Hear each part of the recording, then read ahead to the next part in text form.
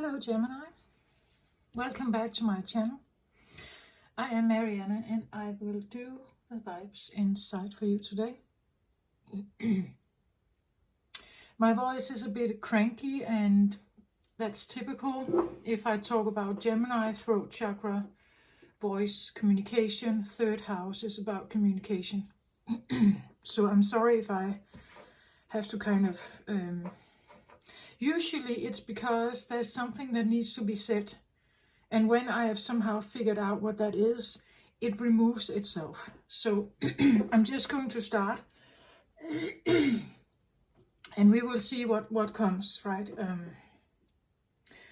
So it will be a mix of like a channeling and what I know about Gemini, right?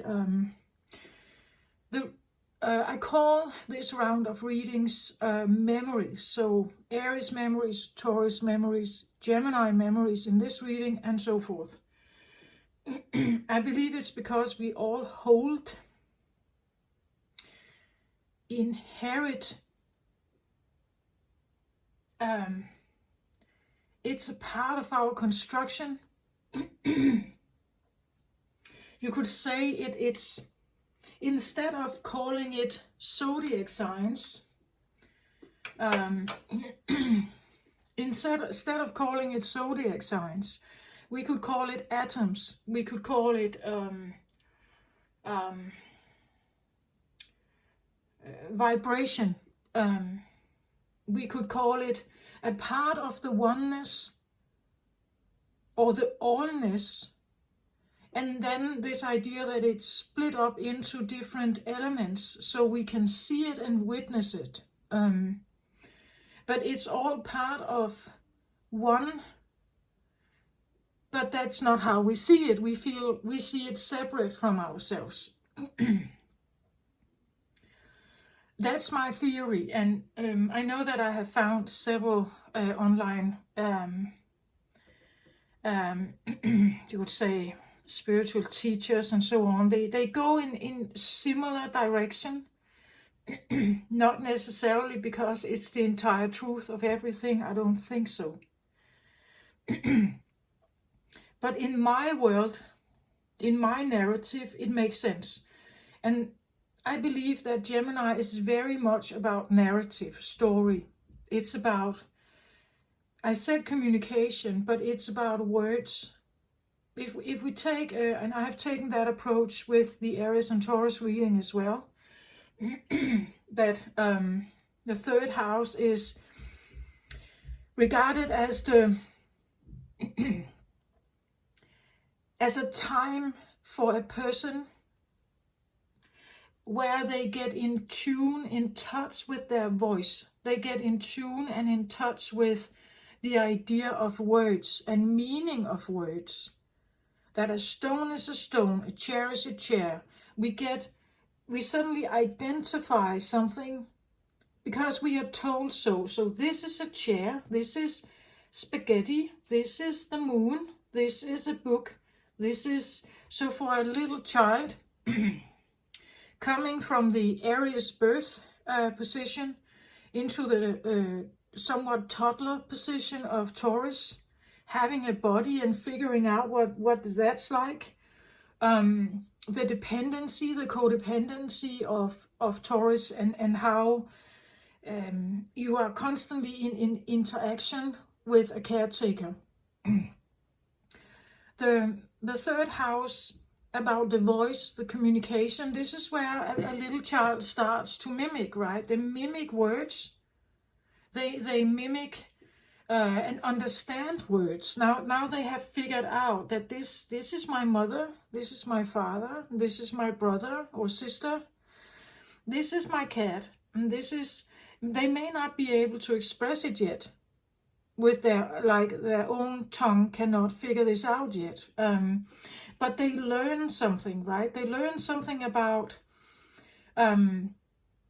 what things are called, stuff, and connections, relevance. How is this relevant for me, and how do I relate to it? So if I want the attention of my brother, of course I can cry, but I could also ask him to I could address him with his name, right? I can ask for a toy, right? I can reach for it, but I can also point to it maybe. And eventually I will be able to say, could you pass me the sunglasses over there or whatever, right? So this is where the little child is now opened up to this idea that there is a surrounding world around me and I have to somehow get acquainted with it. What is all of this, right? So they are still, as I said, with the Taurus energy, they are working non-stop to figure this out. They are still working non-stop, especially when you have all this information. So I believe Gemini is also about information, curiosity. It's about duality also. The twins, the two aspects of everything. Because if I'm a girl, I'm not a boy. So there's always some kind of understanding. So I am younger than you, meaning I cannot be older than you at the same time. Maybe mentally and so on, eventually you can have a different opinion. But when you're learning words and identifying the role in your family, you are learning a system of, or a pattern of recognition that is accepted and normal in the area you live in. Here we also have religion. You can be a believer or you can be a non-believer of that religion. That non-believer can be a believer in a different religious system maybe, but to you they are a non-believer and in accordance to the beliefs you are raised with. There's always this duality, me and you, right? And mother and father. Mother is not the same as father, and father is not the same as mother. Then there's woman and man, right? Man and woman, it's not the same. So there is this differentiation of things that are maybe mine also. I belong to a family. This is my family. This is your family. I'm not part of your family. I may like them. I may hang around. I may come every day after school. But it's not my family. This is my family. I belong here, meaning that I may be welcome here, but I don't belong here. These are my roots. This is not my roots. It's my neighbor, or it's my good friend's family. And I may almost be a part of their family, like as a pseudo brother or sister, but actually I belong here, right? There's this idea that I'm part of this, but not necessarily this. So if I'm part of this, and this is a rich family, I'm not part of a more poorer existence. So there is this. It doesn't mean that you can't have curiosity about it, that you can have a recognition. Oh, they live there. Okay, they live in that neighborhood. This is maybe a low-income neighborhood, right? But over here, I am living in a different environment, perhaps. So there's one environment and another environment. This is mine, this is yours, or others. School environment is not the same as home environment. And in the environment, you build that identity. I am Peter.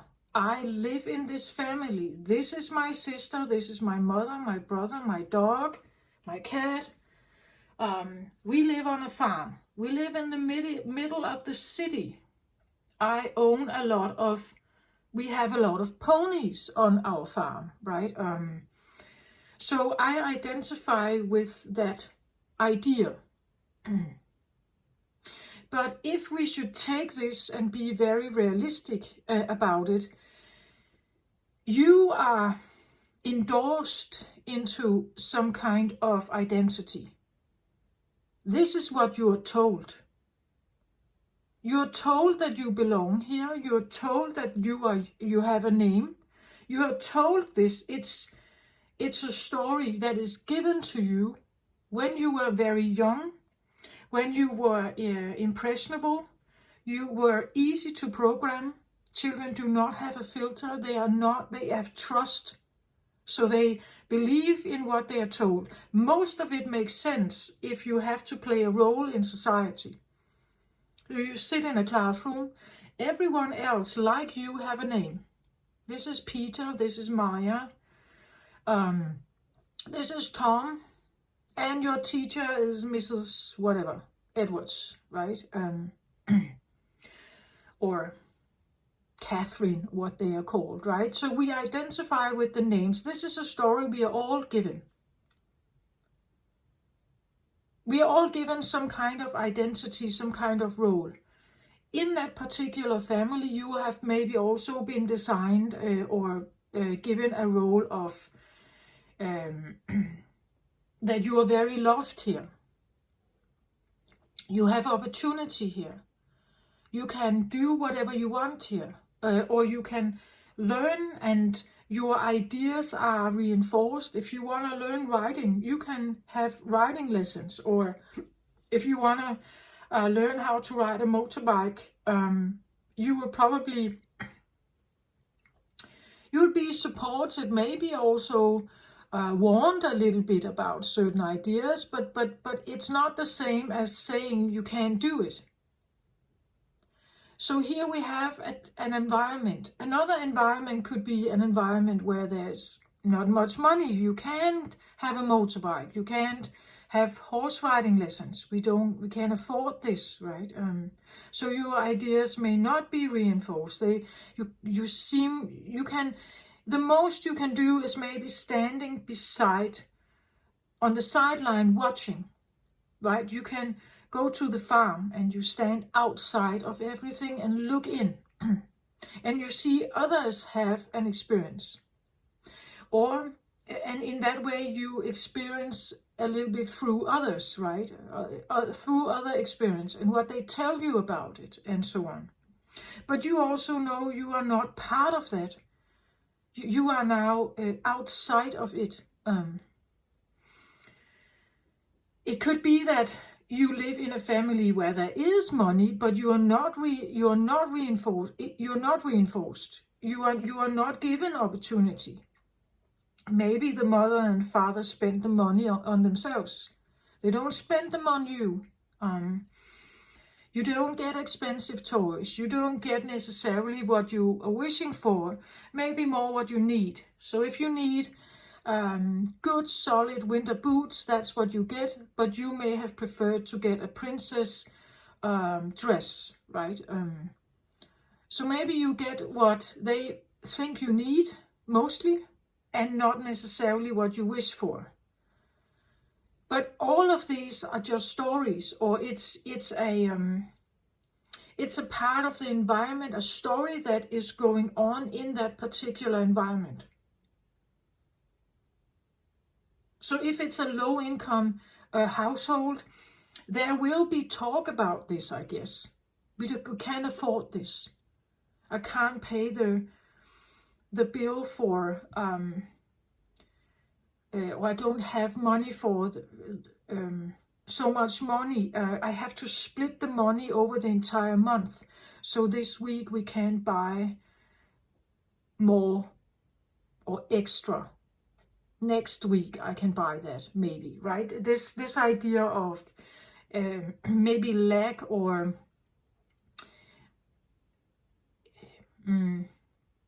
we have to wait for it, or we have to do extra for it. And in another household, there may not be that. There may not be the feeling of lack. There may not be the talk of money at all, right? Because there's enough of it.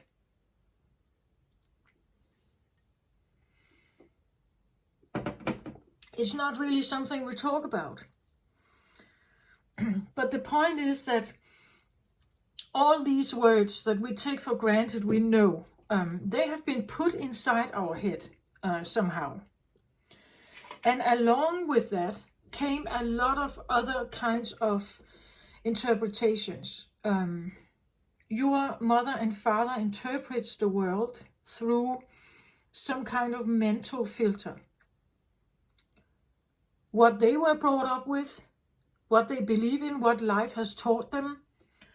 Do they belong to one group or another? And again, if you try to identify who are you in that family, right? What did you learn there? What became your role? How could you get the most out of that situation? Your identity, some of it at least, is built here.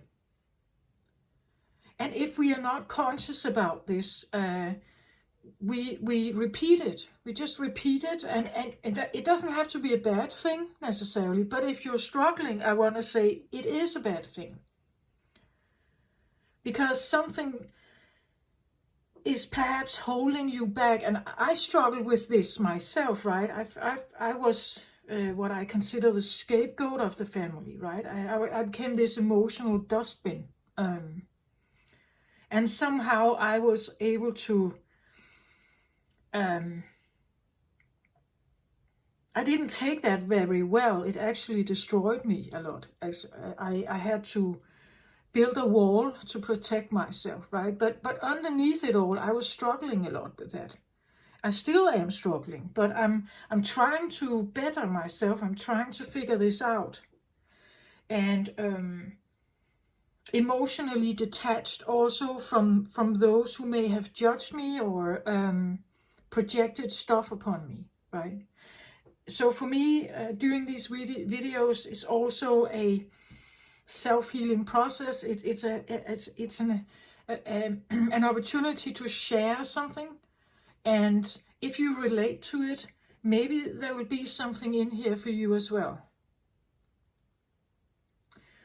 I'm by no means done. I'm by no means now a different person. I don't know if I ever will be in that regard, but at least I will know something now. At least I know that I have been influenced by something. And is that actually who I am? Is that actually what I want to be? If it is, then great. But if it's not, if you feel miserable, it's because something is wrong, right? Something is wrong. Deep down, you know it. Something is wrong. But breaking away from that will always give you some kind of negative feedback, because your family expects you to be in a certain way. Unless you have always been the rebel, you have always been the one who acted, you could say, out of character, the black sheep of the family, then they will expect that probably. But if you became the other one who conformed under the pressure, breaking that pattern will bring you trouble. In my case, I feel like I had to build inner resistance to somehow be able to tolerate whatever they may say to me. Like not getting involved in their what they say to me, right? Their reaction. Not getting drawn into that drama somehow. Building a resistance may take time. And it also takes a lot of self-care and self-love and self-reinforcement. Otherwise, you are still playing that game of being in someone else's, you could say,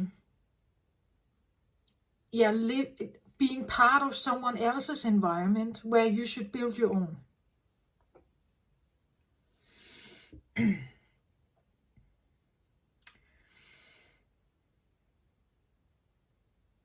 And think about this. The twins is about everything that has some kind of duality. Up and down, right? Man, woman. Feminine, masculine. White, black. Good and bad. In and out. You are in or you're outside the structure. So you are chosen, or you are abandoned or rejected maybe.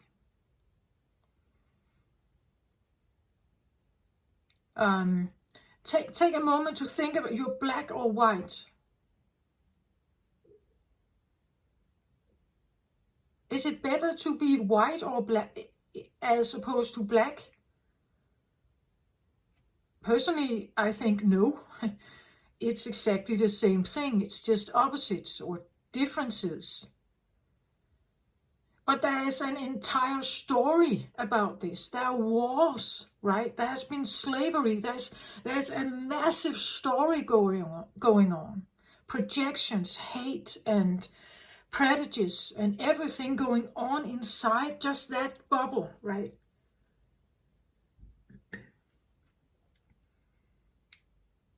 I don't even want to go there, but you get the point of that, right?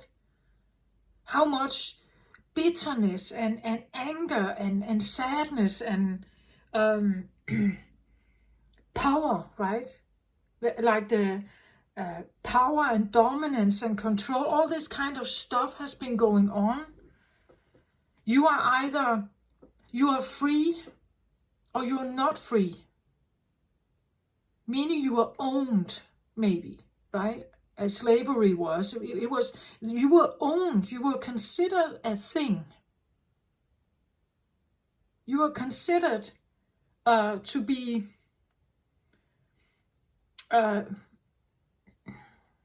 you were owned by a master,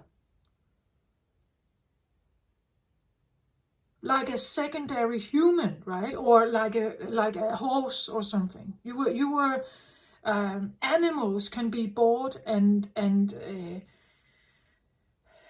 again, animals were trained, right, so that they could participate in the you could say to serve the human, right? You could ride on a horse because you've controlled it. You can put it in front of a wagon and it can be taught how to walk and like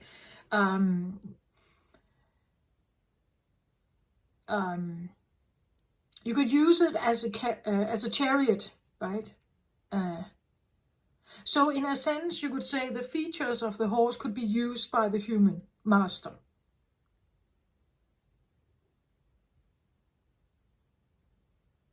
I'm by no means saying anything about this further, but think about the duality of this.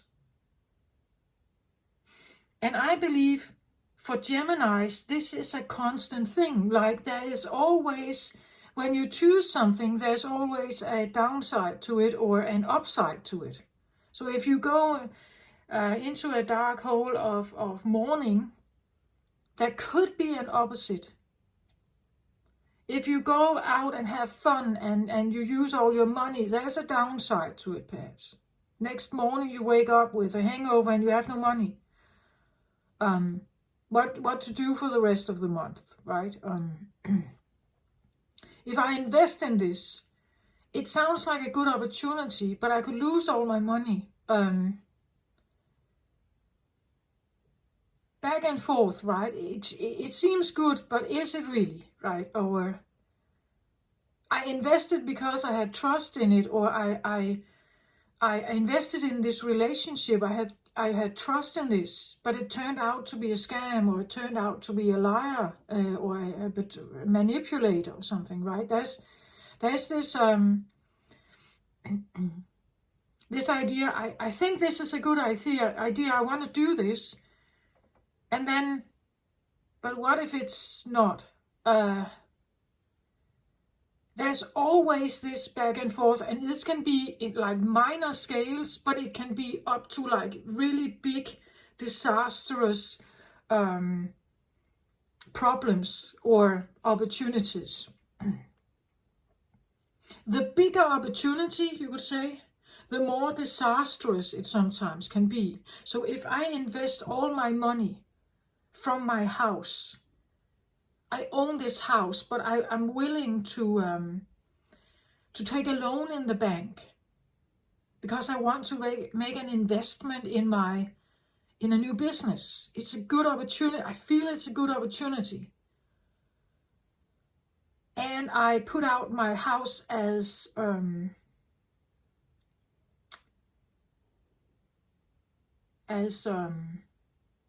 liability. So I get the money from the bank, and I have my house is now on the line somehow. But I make the investment because I feel it's a good idea. I have a good feeling about this. And then it turns out to be a scam. I not only lose the business and the money I invested, I also lose the house.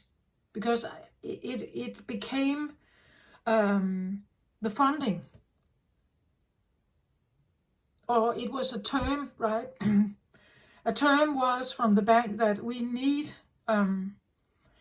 security somehow, and the only thing you own is your house. So we put out, we make a paper on this where you will, I can't find the word right now, I'm sorry. You get the point of this, I get, right? The point is like, there's light at the end of the tunnel, but there's also darkness, right? It's this idea that, and I believe Gemini can struggle with this, right? In everything good, they can see bad also. Or in everything bad, they may also be able to see some light. You know, for instance, you have a good friend and they're struggling at the moment. Maybe their health is a bit declining and so on. But you know their heart, right? You know they are the best friend ever. So you know that there's more here than just the illness. There's more to this person than just the illness. They may be discouraged because their confidence is down and so on. They may not be able to work. They have maybe like they're struggling with putting their life together, but you know them, right? You know they are the most generous person in the world. You want to help them, perhaps. You know that if they get back on their feet, I will get my friend back, right? The friend that I usually know.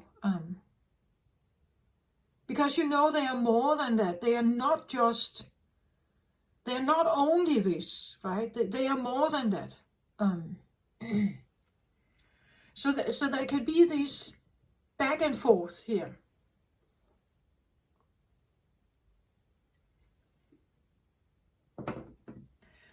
With this also comes,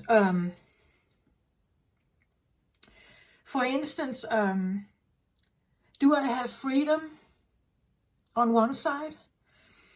And am I somehow not free on the other side? I want to have my own business as opposed to being employed somewhere. Because the employment can still be a good thing. Maybe you like your work and your workplace and everything, but you could have a very crappy boss, or the environment, the work environment is unhealthy or something. So to keep the job, you still have to put up with something that you don't like. And it can make you feel that you are somehow chained to something or trapped in something. Feeling you are not free, you cannot choose, you don't have free will, as opposed to having free will. I can do whatever I want. Here we also have power dynamics, right? I'm weak, and over here someone is powerful. Or I'm weaker than someone over here. Or I'm more powerful than those over here. They are weaker than me.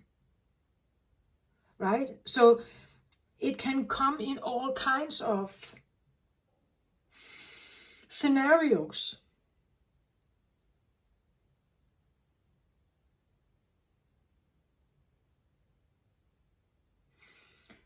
And I believe Gemini is also constantly dealing with like shadow aspects. That is a part of the memory. This is where you also learn something about, if we take the idea of, from the zodiac understanding, that the third house, Gemini, is when the small child learns about the world through the filter of others, of course, but they are now given an opportunity to communicate without, which is not just screaming. Or crying. They are given an opportunity to learn about the world around them through the filters of others, of course, but still they are learning something to adapt to the environment they're in. Becoming more and more independent, becoming able to interact with the world on their own. Still needing guidance, still needing protection, still needing to belong to a family. They sleep here, they live here, they connect here. These are my relatives. But the little child now is learning to somehow fit in. What does it take to fit in here? Right? What does it take to be understood?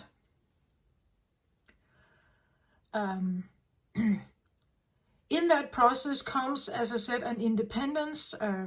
The child is now walking on its own. It can touch everything. It can in the Taurus age as well.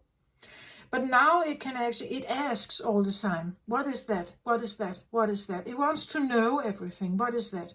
Who is this? Right? They want to know. Usually, if a child is developing, you would say normally, they are going to ask, what is this? And usually we give it, right? We say, this is a book. This is a rabbit. This is a doll. Right? This is a telephone. And we repeat it until the child kind of remembers. And the word vocabulary becomes more and more complex, bigger and bigger. And the pronunciation is also going to be more and more from a baby-like or beginner's pronunciation. It now becomes more and more advanced, more and more correct, you could say. And usually we correct the child also, right? I remember my son, he had a difficulty with the K pronunciation. Like can, I can't do this. He would say, I can do this. He put in a T instead of a K. And it took him a long time to be able to make the K with the tongue, right? The K voice was seemingly difficult for him. But eventually, of course I understood him. I understood everything he said, even if he used a T instead of a K. But the point is that eventually I had to kind of tell him that I couldn't understand, to make him make a little more of an effort to get the K pronunciation right. I said, I don't understand, right? What are you saying? And I can do this, mommy, right? So I don't understand, what is it? So I was kind of pressuring him a little bit. Oh, you can't do it, right? And again, reinforcing the K sound. And I believe all parents go through something similar like this with their children. But the point is that it's the more and more advanced you get, the more people will listen, the more correct you get in your way of writing, spelling, the more praise you get, right? So screaming and shouting is no longer a thing. We expect more of the child. When the child comes to school, we expect them to be able to communicate with words, not just screaming. So now it's not enough to just be the little baby born there, laying there and playing with your toes. It's not enough anymore. It's no longer enough either to crawl around in the house and suck on everything, because you have to get to know what this is.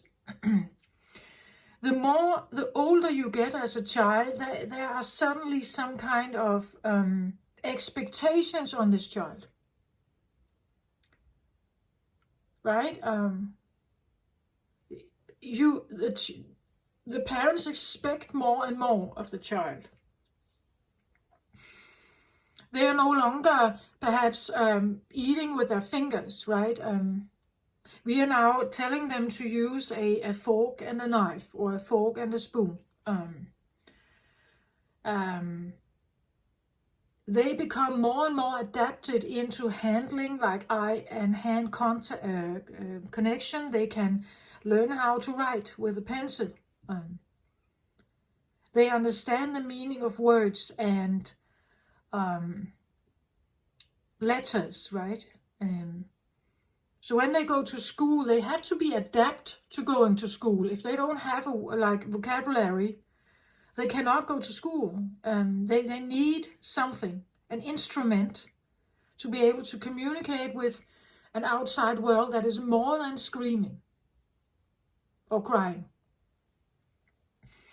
So the words we have, the stories we have, the narratives, the lineage history is part of a very big constructed I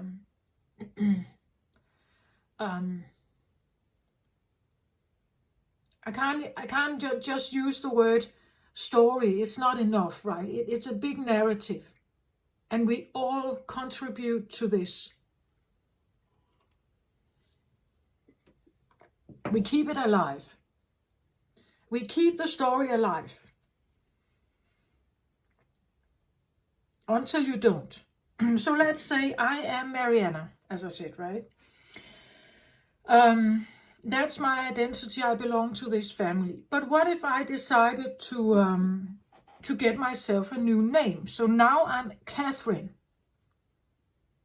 And maybe Catherine, if I made that choice very deliberately, is also a different character. What if I decided I want a different hairstyle? I want to live in a different country. I never really liked the stuff I was brought up with. I would like to have a different lifestyle.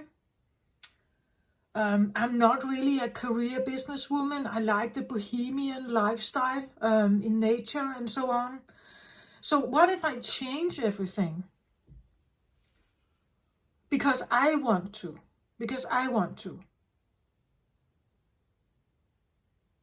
Now Mariana doesn't exist anymore. She's kind of gone, right?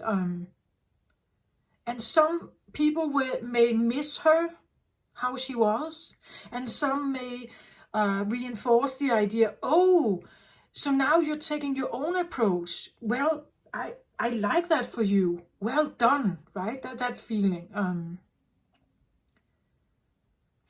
Again, just remember, if we take a child, you can tell a child literally anything.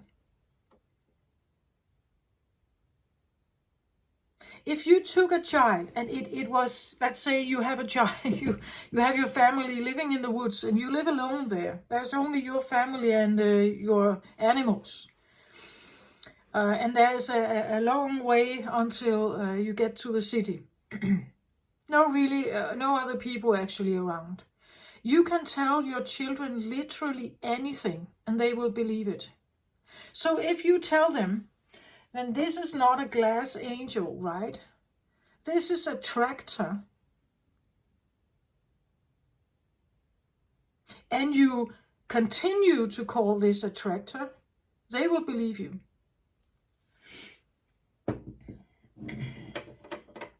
You will not tell your child that this is a candle. You will tell them that it's a ball, a football. And every time you talk, can you lit the football, please? Right? They will understand this is a football. They will not question you. That's how they trust you. Children are the visible expression of love and trust. And of course you can hurt them because of it. But do you get my point? It's like the narrative you have, everything you take for granted. The idea that even if I'm Danish, I have to a certain extent learned or was taught English, and I try to communicate the best I can, for now at least.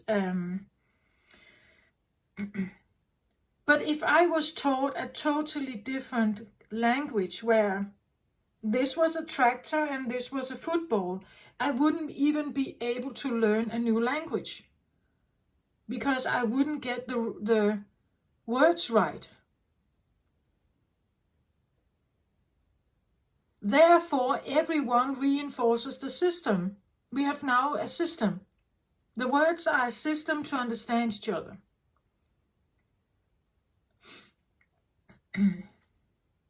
Right? So if I talk about a candle, you will know what a candle is if you have been taught the same thing. There's something familiar. In Danish, it's called stearinlys. You would not understand that. Right? But the point is that I have to have somewhat of a similar understanding to be able to learn a new language and to adapt and find familiar ground with others outside of myself. So the words, the stories, the history of, you could say, your lineage or the country of Earth even is important.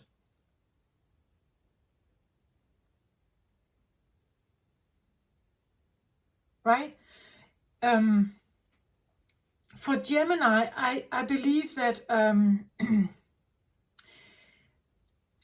the memory of Gemini is very much about, of course, all these words. It's an information flow.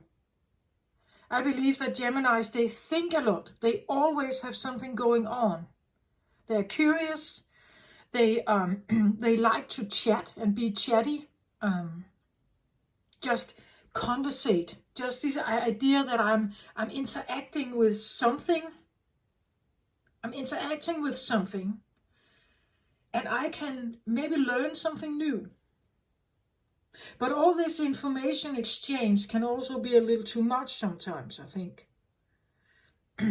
So being chatty and communicative is great, but I also think sometimes Geminis need to withdraw to actually comprehend the information they got. Sometimes it can be too much. There can be a tendency of overthinking, maybe. Over-analyzing, maybe also. In terms of Earth growth, I want to say, Gemini, I've mentioned it before that Earth is considered to be around 13.8 billion years ago. In the beginning, it was a very burning planet. I said that in the Aries reading as well.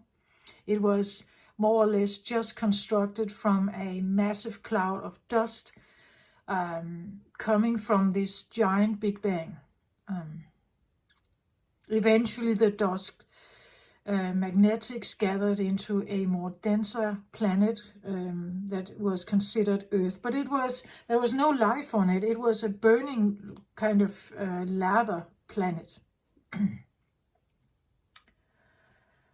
I believe the Gemini aspect is the meeting or the recognition of the secondary planet that was considered to be around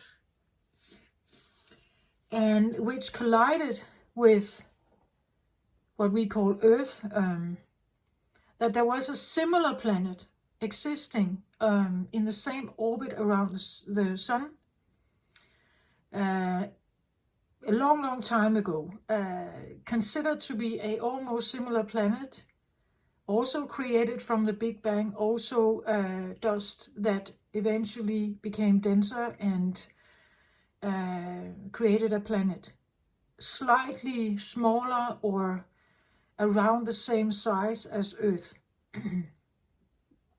It is considered that when these planets were around 50-60 million years old, their orbit and gravitational pull towards each other made them collide, smash into each other. And because both of the planets are so big, or equally big, they created massive destruction on both sides. They merged. They came from two different aspects. The gravitational pull pulled them together. They crashed into each other, created what today would be a planet killer of all life. They smashed together. A part of the secondary planet, which they call Theia, splintered. And the moon is considered part of that planet, actually, that it came from that planet. But the point is that these two collided with each other. A very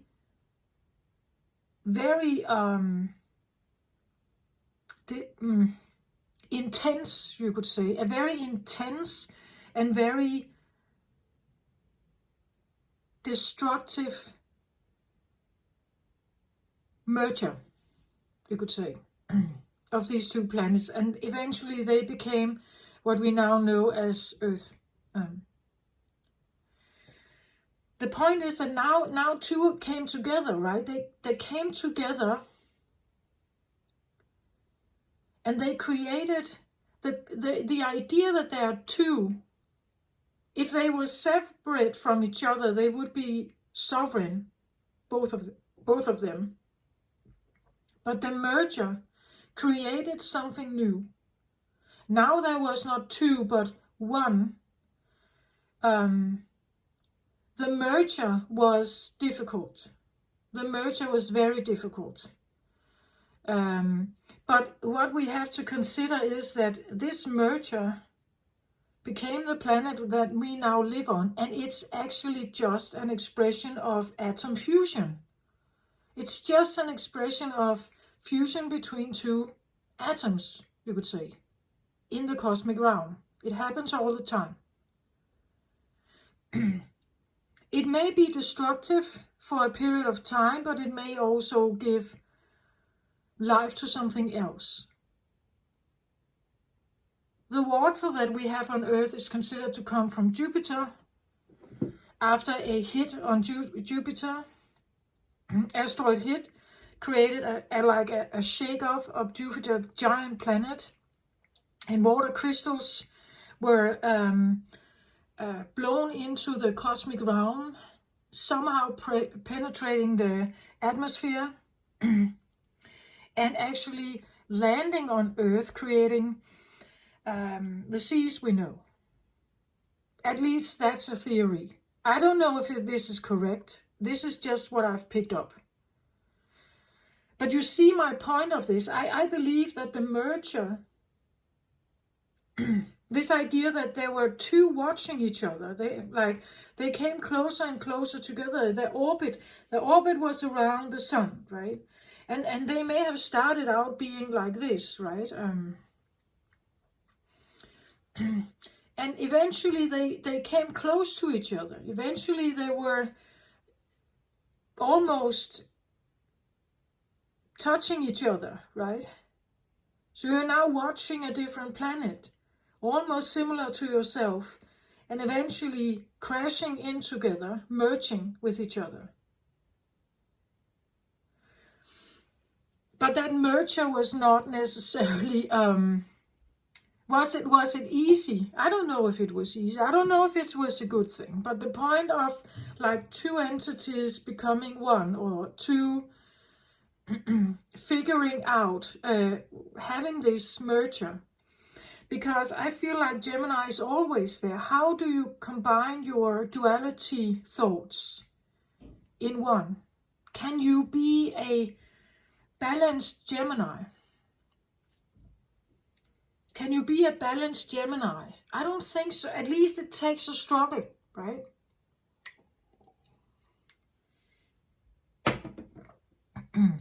I think Gemini is always struggling with this, because again, remember, it's duality. It's like different, the opposition of, if you have light, you have darkness. That's the the total opposite. So how do you merge these? Is it possible to merge them and have a fruitful cooperation? The thoughts you have, you may have an optimist and an inner optimist and an inner critic. Can you somehow, can they find each other and become more like working together instead of just criticizing each other, right? Or opponents? Can they become colleagues? Or do you get my point? It's like, that's what I think Gemini is up against sometimes. And again, how were you raised? Right? Were you always constantly reminded to think again? Were you always constantly reminded of what could go wrong? Or what can't happen because we don't have the money or whatever? Right? Is your inner optimist smaller than your inner critic because of that upbringing? As opposed to a different upbringing where there were lots of opportunities. Is your inner optimist, more fruitful and more vibrant here? And the inner critic is not really a thing, because over here we have opportunity. Over here things can be done. Over here it is possible. Do you get my point of this? That I believe that Gemini holds memories of this.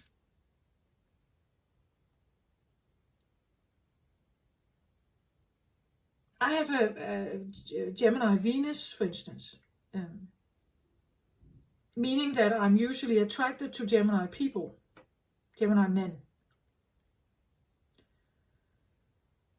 But again, also usually only seeing one side of the story. I'm attracted to one thing that they show me, perhaps, but there can be a different side of the story. That, at least, it has been my experience, right? But do you get my point? It's like, but again, I have Gemini Venus, meaning that I also own Gemini energy. I have the inner duality in me. I have an inner critic, and an inner, you could say, I wouldn't say opportunist, but someone who can see possibilities. But sometimes the critic wins, right? The critic wins over the option, right? So, yeah, I hope you get my point of this. Let's have some cards on Gemini memories, please. And here I talk about maybe Earth Gemini memories, right?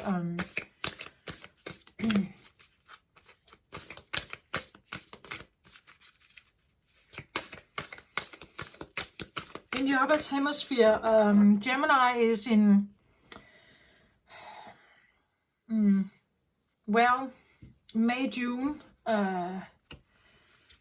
is usually a time of, you could say, abundance, like you have a springtime,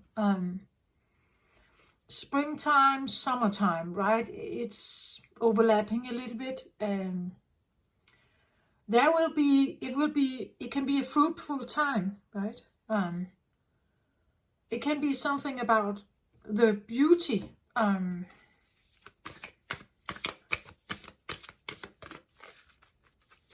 Geminis usually have what I call a pling about them. There's something very bling about, if they are smiling, there can be this bling feeling in their eyes and everything, like of hope, right? Or of almost a feeling that they are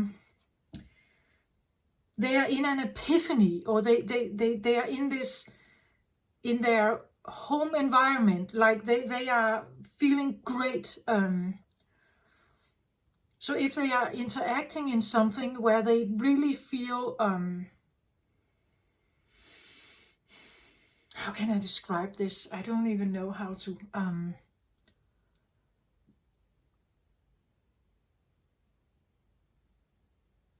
It's like they are seeing something exciting for the first time, like a little child, right?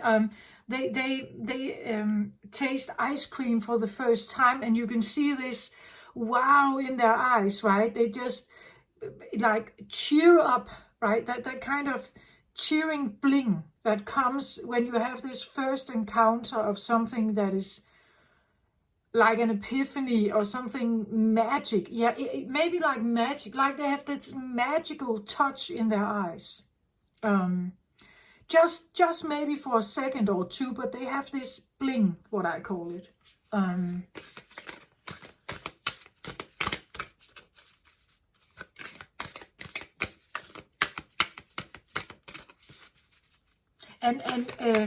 like the feeling of this magical excitement. It's like they show that to you, right? They send that smile to you, or they send this. They have that, I believe. It's the first air sign, right? So it's the first. You could say a lightness. There can be a lightness of enthusiasm about Gemini.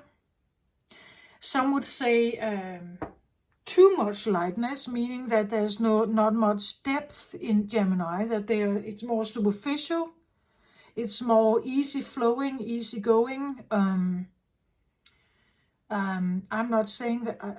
I'm not saying that.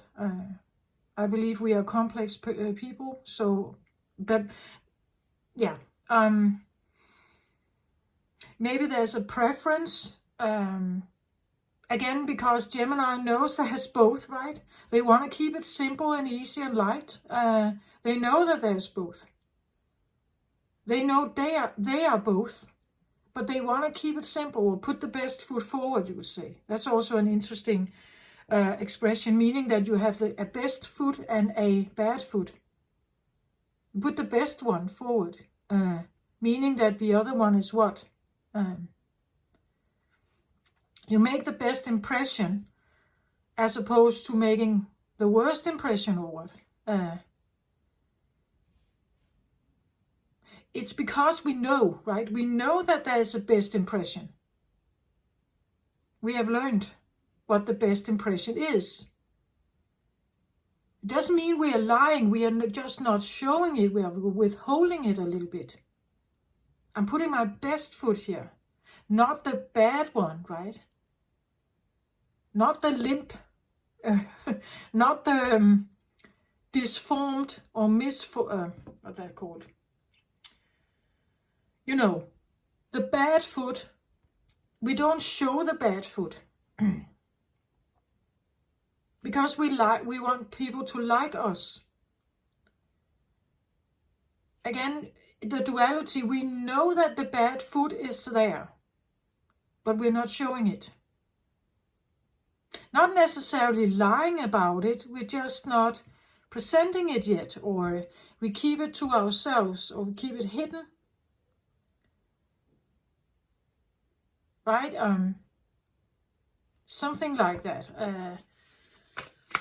So let's have a look here, what else we can get from this.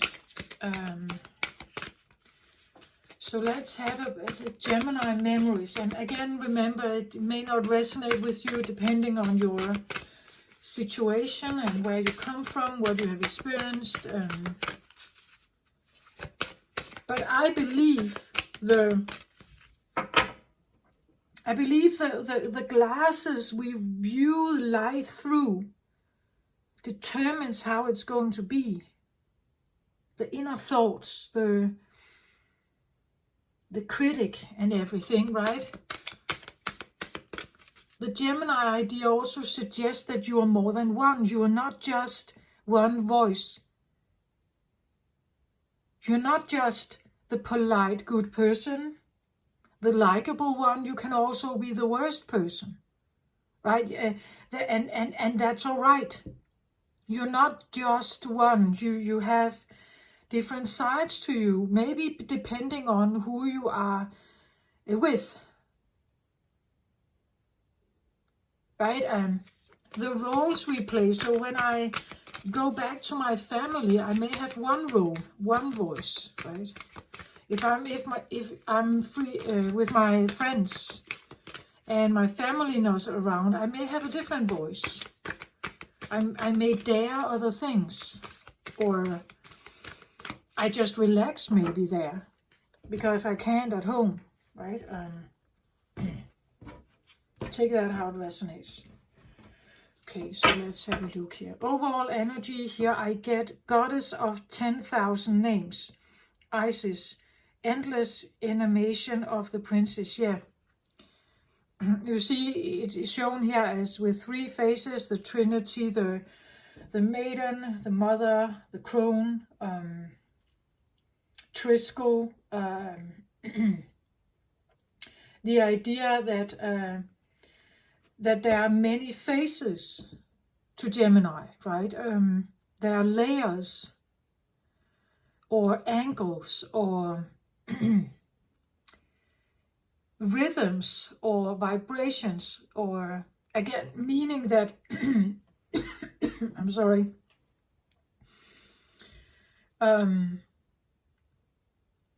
maybe stories also, right?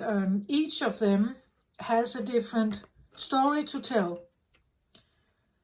With this, I also get the feeling it can be difficult to know a Gemini, really. I almost get the feeling of shapeshifter, right? That Gemini has an ability to shift according to the situation they're in. That there are so many versions.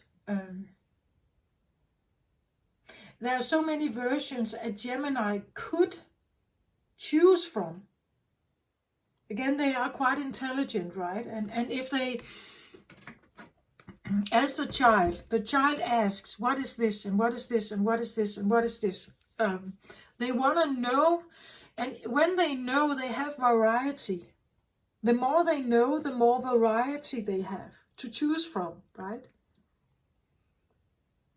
The more knowledge they know, there could be a curiosity about other people, perhaps, and how they see the world, right?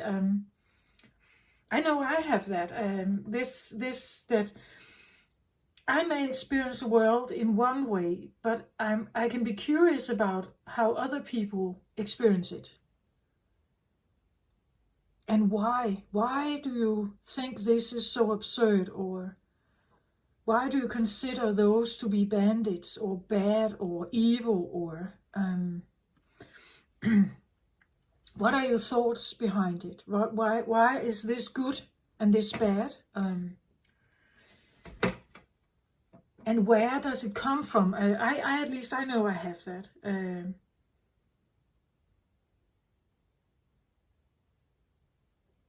And I actually believe that I have pretty much good of respect for it. I I don't have the need to judge. If I'm not judged, I don't have the need to judge you. If you get my point.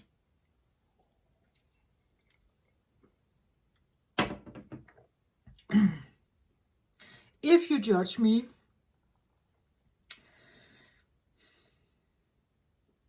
I believe you are entitled to have your own opinion. You can think whatever you want. When you decide to speak to me and say something to me that is critical,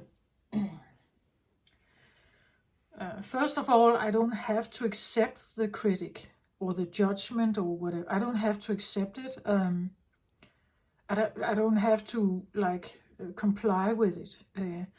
And the other thing I would like to say is, if you give me critic, you can do, of course. That's quite all right. But the word choice, the intention, the feelings behind it, perhaps,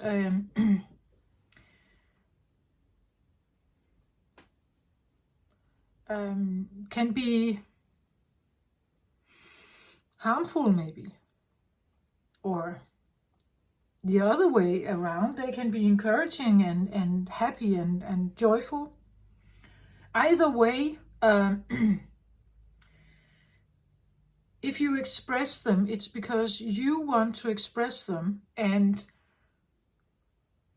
what is the intention behind that then? If it's harmful, it could be that I should feel this, that I should feel bad, that I ought to change my ways or something. But that has nothing to do with me. It has something to do with how you see me then, or how you interpret the things I say. It doesn't really have anything to do with me. It's again, that's the glasses you wear, right? You wear some glasses and you look at what I do. You may or may not like it, but that has to do with you, not really with me, does it? It doesn't mean that I can't change my mind. It doesn't mean that I can't open my eyes to something new. Of course I can. But I'm also able to have my own mind.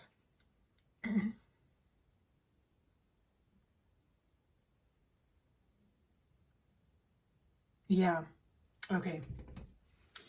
So, a goddess of 10,000 names. That's a lot of names, right? It's a lot of... Now I suddenly have the feeling of like being reborn again. You could have had a new name in each life. Maybe you've been here many times, and every time you get a new name, or you have a new family you grow up in. There are new conditions. There are new terms. There are new things to learn. Again, growing up in this time is very different than growing up in the 1400. The life we have is very different. I'm not saying which one is best, right? I'm just saying they're different.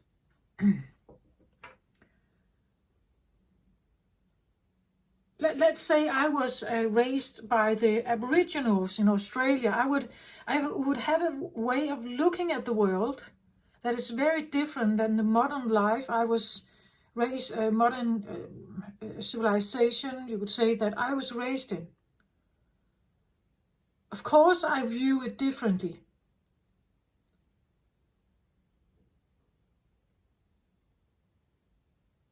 I find that fascinating, that we can live on the same earth, but there can be so many interpretations, projections, stories, understandings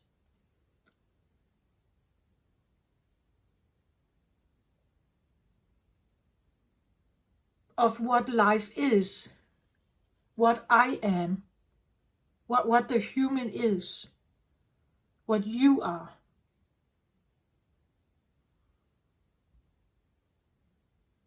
I think it's fascinating, but that's just me.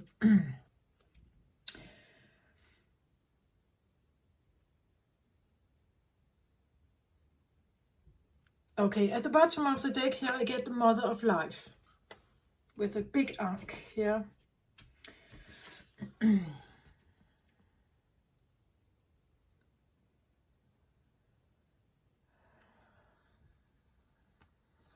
So, nourishment of the golden grain mother. Okay. Golden grain mother is an abundant mother, right? The golden grain, to me, signifies harvest, right? It signifies that there's plenty. There's a lot of it. I even have the next card out, the same thing here.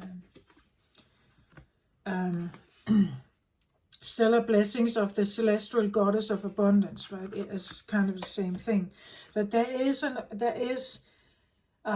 that's the driving force underneath everything here. You would say Gaia or Earth, Mother of Life. We live off the Earth, right? We that's our home. We usually the stories we keep close to us, it's an identifier for us, right? Where to belong. So we belong to it. Yeah, this is interesting, right? We see the earth is here, right? And then there are all these spots of belonging all over the place. Billions of them. Billions of little families or roots. You could even say that for each spot, there's a tree, a lineage tree of 10,000 names, right? And it goes back in time. There are so many spots, so many interpretations. Now I know why I said that. There are so many interpretations of what Gaia is, or what life is, what real life, good existence, or whatever, what that is. And I don't think anyone is more accurate than the other. For those who believe, for those who feel they belong in that particular spot or with this tree, that's how it feels good. This is where I belong. This may be where you belong, right? I belong in this country. This is my home country. This is my mother language, right? I belong here. And there are so many of them. Again, this idea of abundance, there's so many of them, right? It's a harvest. There's a harvest opportunity. If you want to know everything, like a little child would ask, what is this, and what is this, and what is this, and what is this, and what is this? There is a many lifetimes of knowledge that can be gathered. And maybe that's what Gemini attempts, right? They are gathering knowledge of everything they can find around them, figuring stuff out, trying to maybe categorize it, right? Remember it and categorizing it. But there is so much, there's so much Mother of Life, meaning Earth, is an opportunity, you could say, to study whatever there is. All kinds of spots, all kinds of trees, if you want to, right? You can become acquainted with a lot of this if you want to study anthropology, for instance, or something like that, right?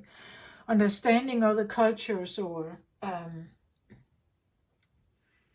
maybe you are a master of language, right? That you see language as a key to understanding different spots around the world, different communities, civilized or non-civilized, respected or non-respected, You see that there is an opportunity to study it all. It's an abundance. It's an abundance. There are so many different ways. Small ones, big ones. Small countries, big countries. Traditions. All kinds of stories and narratives that create some kind of community or belonging. And none of them are, at least in my experience or my perception, is that none of them are wrong or is not really. I believe Earth is holding them all for us. She's holding them all for us. And again, you have to understand my perspective is that I don't think that there is anything that is good or bad in the world. It just is yin or yang, or up and down, plus and minus. It's just atoms. It's just because we are humans that we consider something good or bad, because it can threaten us somehow. It can threaten our existence, the way we see ourselves, our identity and everything. It can take our mind, it can confuse us, it can manipulate us, it can make us sick, it can destroy us, it can murder me, or it can kill me. Therefore, I consider it good or bad. So it's the survival of myself or my species, my family, my lineage. Therefore, I consider something good for the tree or bad for the tree. Good for the roots or bad for the roots. Good for me, bad for me, and so on. But if I take that idea away, that if I am just considering this from a different, more metacognitive perspective, or a more,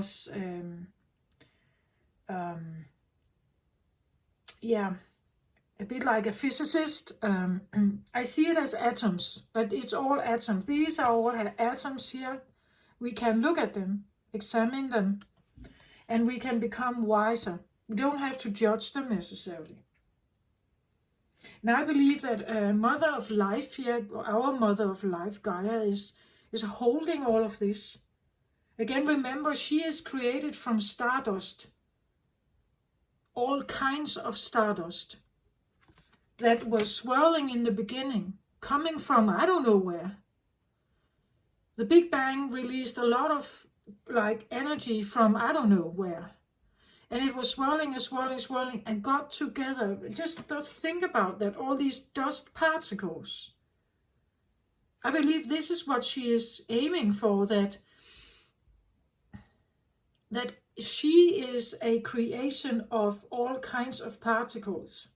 Therefore, we are a creation of hers.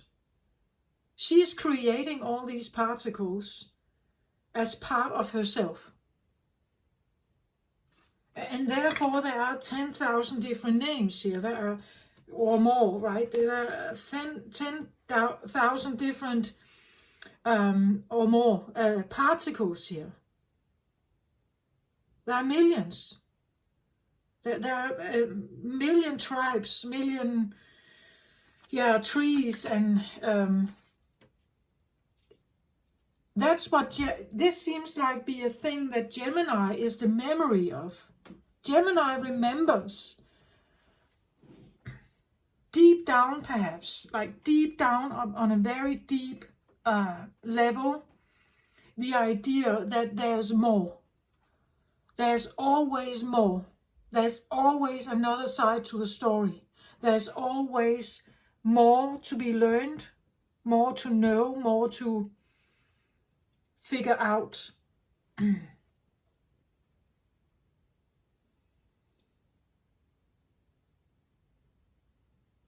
Maybe also this idea of differentiation, that I'm different from something else, that there are so many different religions, right? There are so many different countries, there are so many different environments. There's so many different layers to Earth.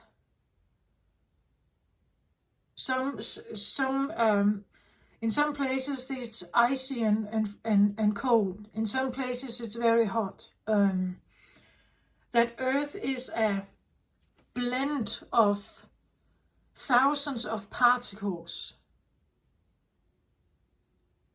And even the twin merger gave even more, right? It reinforced, maybe there was some of the same. The composition of each of these planets were maybe different, a little bit different. So the merger, even now there were even more.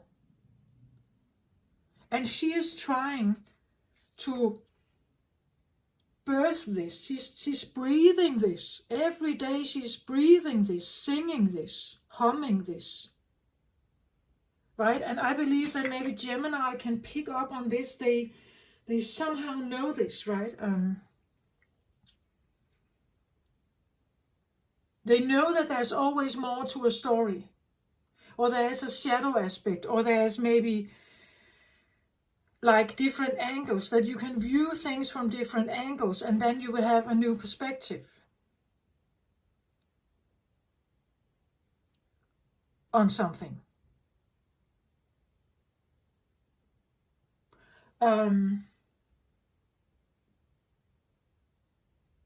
Exactly as the little child does, right?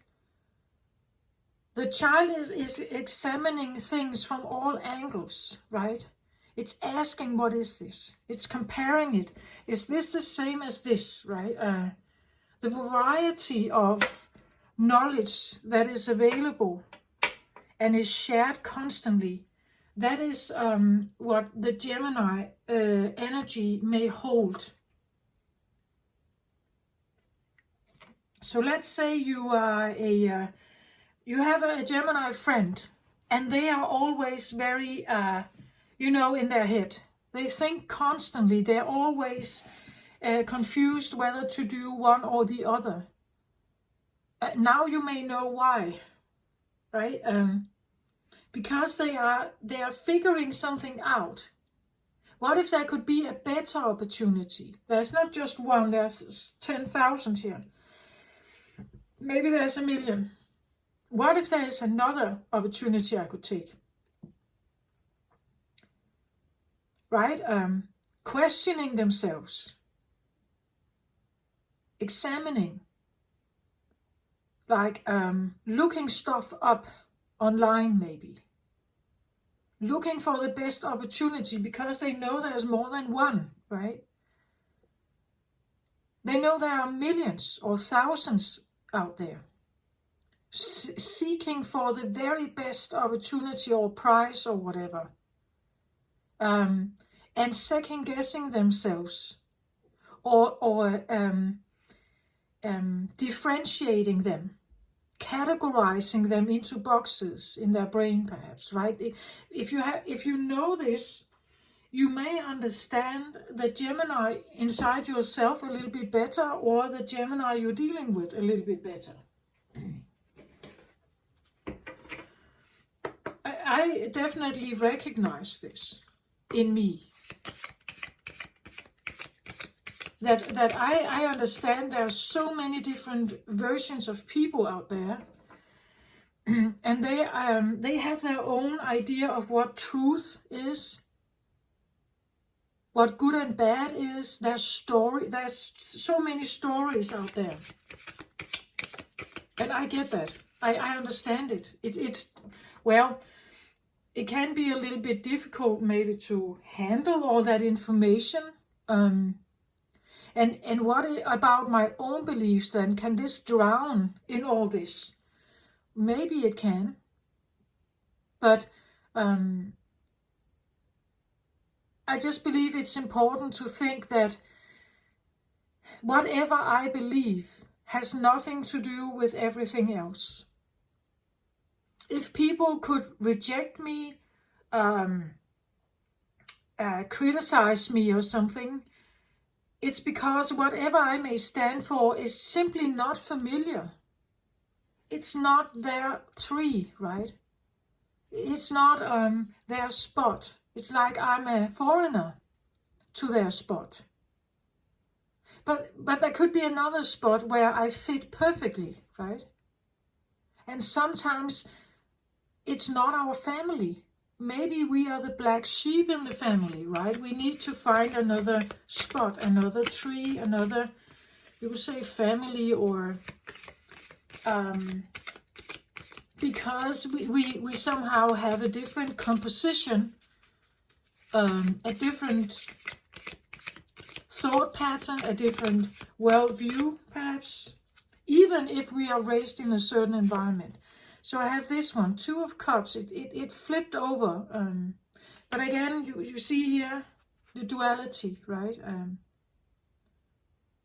It flipped over. Maybe that's an indication that these two don't see eye to eye all the time, right? As I said in the beginning, they're typically opposites. And how do they merge peacefully, right? Can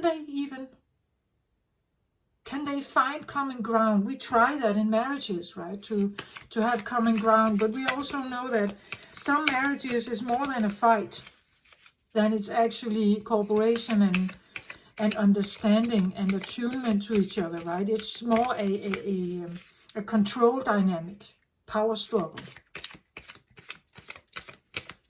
So there is this tension, right? A tension. There can be tension. There can be a lot of tension, actually, and struggle and fight and dominance or control, or that's probably a lifelong thing with Gemini, unless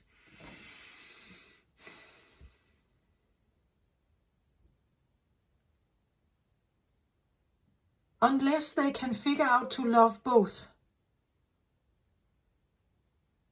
right? Both sides of them. That both sides are, I want to say, necessary. At least that's what I see that Gaia is talking about here. It's like it's necessary to have all of this. Otherwise, she is created from so many different particles, dust particles, coming from different places in the universe. She cannot just be one or two. Maybe she has millions here. And she would like to express herself in her variety, right?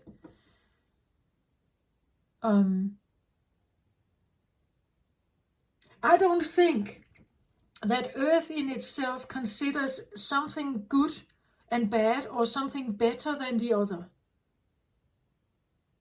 They are here for a reason. All of it is here for a reason, because it's part of her. It's part of her, it's part of us. As I said before, we are very complicated or complex individuals. We are comprised of so many different ways and thoughts and feelings and everything, because she is. And therefore I can't think that there's something that is actually good or bad. It simply is. It's duality, it's opposition.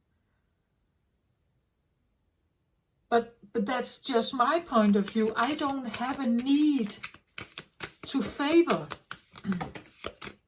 I don't have a need to favor anything. I don't have a need to favor.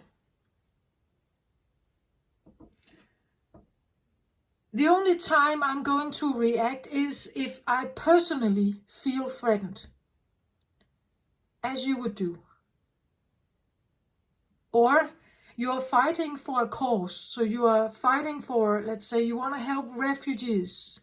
So that becomes your baby, right? And if that feels threatened, then you react, right?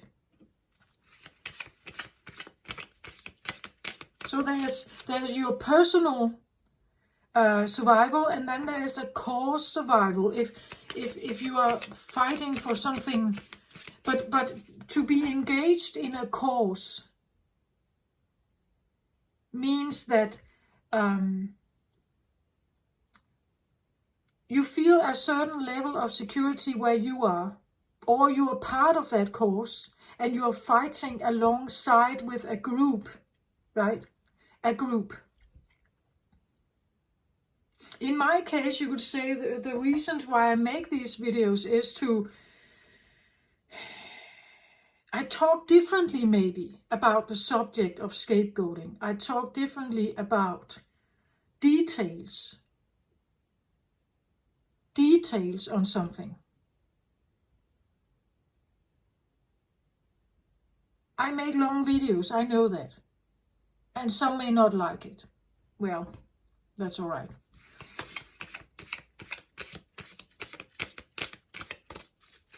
For me, it's all about understanding myself in this world, why I became the one I am, how I interact and why I interact the way I do, but actually also the other way around. Why do people interact with me in a certain way? When they talk about this, I see how passionate they are. I want to know maybe how did they get to that? What do they feel about it, right? What have they experienced that lights up the day, right? That feeling of like understanding that individual and realizing that they are totally different than me, but that's all right, isn't it? Again, if we were all one, we would probably all agree with each other, but wouldn't it be a bit boring? Usually opposites attract, right? If there is no opposite, would we regard each other as brothers and sisters, all of us, the entire world?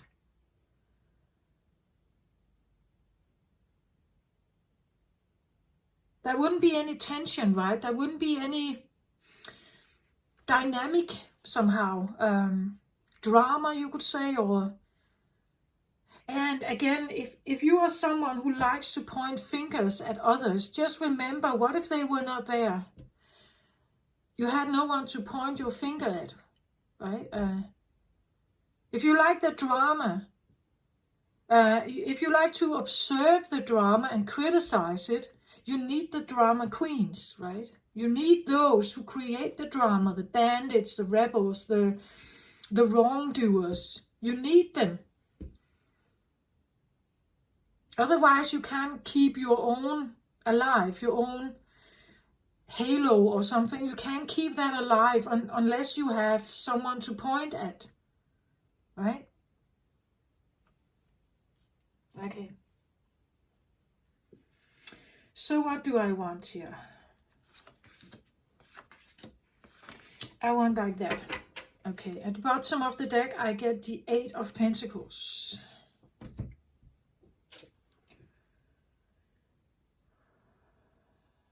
So I have to scale this a little bit up if I'm reading for Earth energy here. 8 of Pentacles is something about seeing the result of your labor.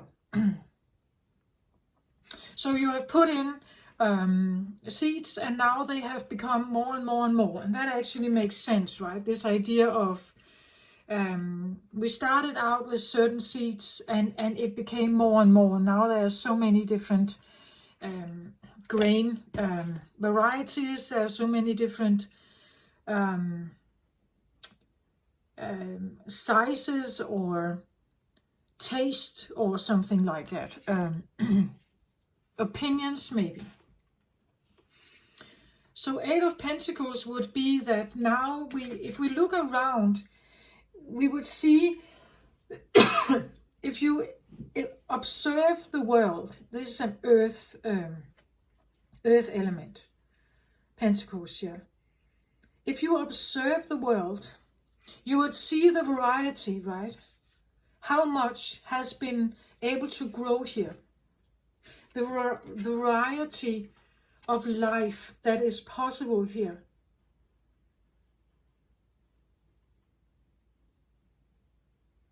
Not only in human opinion, right, but also in grass straws or berries or animals or fish or the variety of life that is possible here.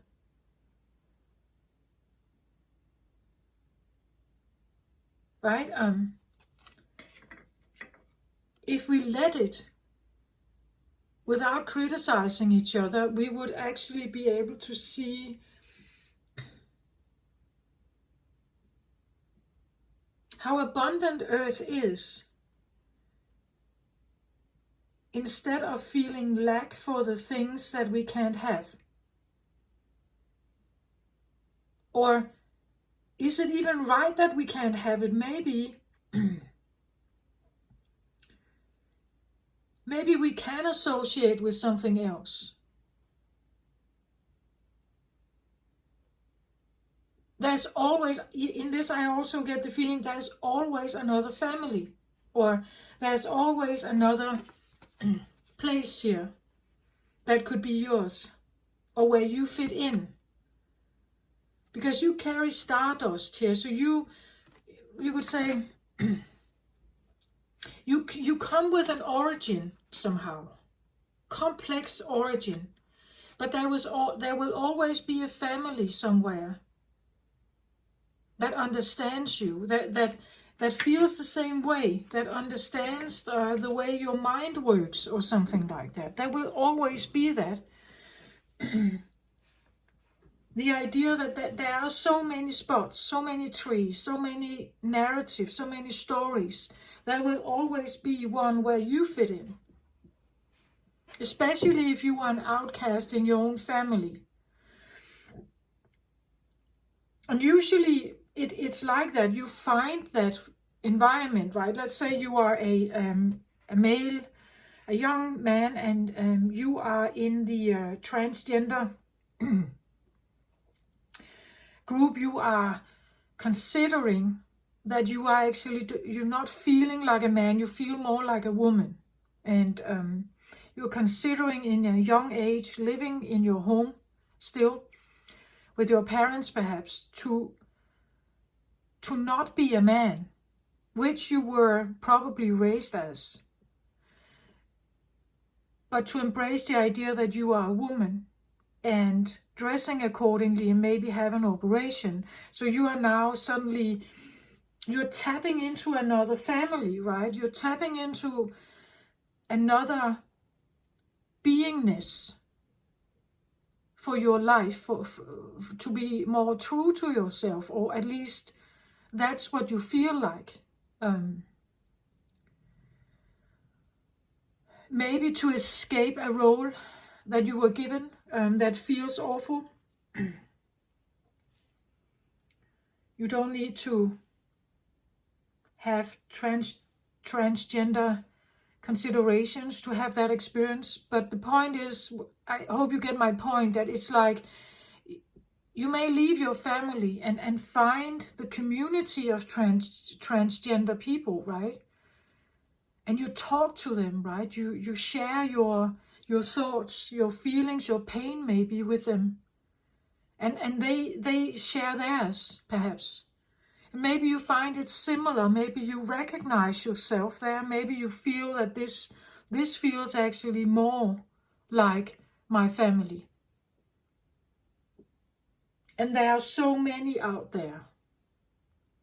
That's what I feel like Gemini could be really like a deep down, hold this knowledge of even the ideas that there are so many star constellations where we originate from, right? We are very complex beings. Complexity in our bodies, in our DNA, is comprised by so many different particles. And we can belong in maybe more than one place, right? We can belong in different places. But that there is always one. There is always one. where you would feel more at home. Maybe we need to search for it. Maybe we need to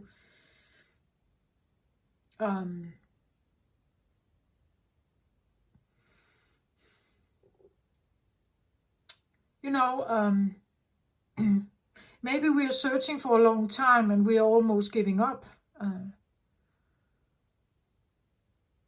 But what I see from the cards here is this idea that there's always one. Earth consists of so many. Or you can just take your local community, your city perhaps. I believe there will be some kind of community where you may feel more at home. Or you feel understood or supported somehow.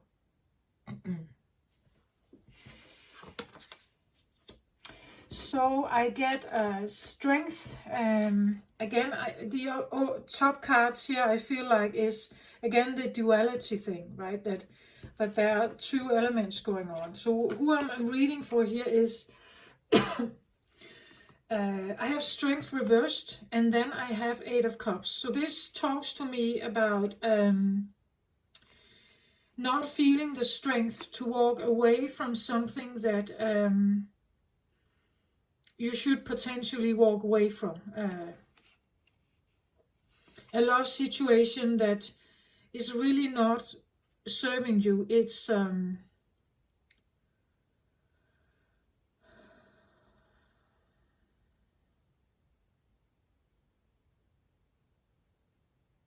we see how there are 8 cups here, but 3 of them have tipped over, right? And there are still 5 standings, but the 5 cups usually talk about a grief. It talks about that you have lost something that was very dear to you, something you may have been holding something, or like keeping something alive, like staying in a marriage too long, right? And you do it for the children, or you do it because, well, we owe this to each other. But the more and more you're in it, the more and more it wears you out. The more and more the love is gone. The more and more absent love feels. You witness slowly but surely how these cups, they tip over. And there is, well, less and less love remaining each day, right? This is where people typically choose to walk away, right? Turn their back to something and they walk away. So something you may have been very concerned with, something you were very occupied with and put a lot of love in. It's like maybe it's not worth it anymore. Yeah, this is the feeling, it's not worth it anymore. I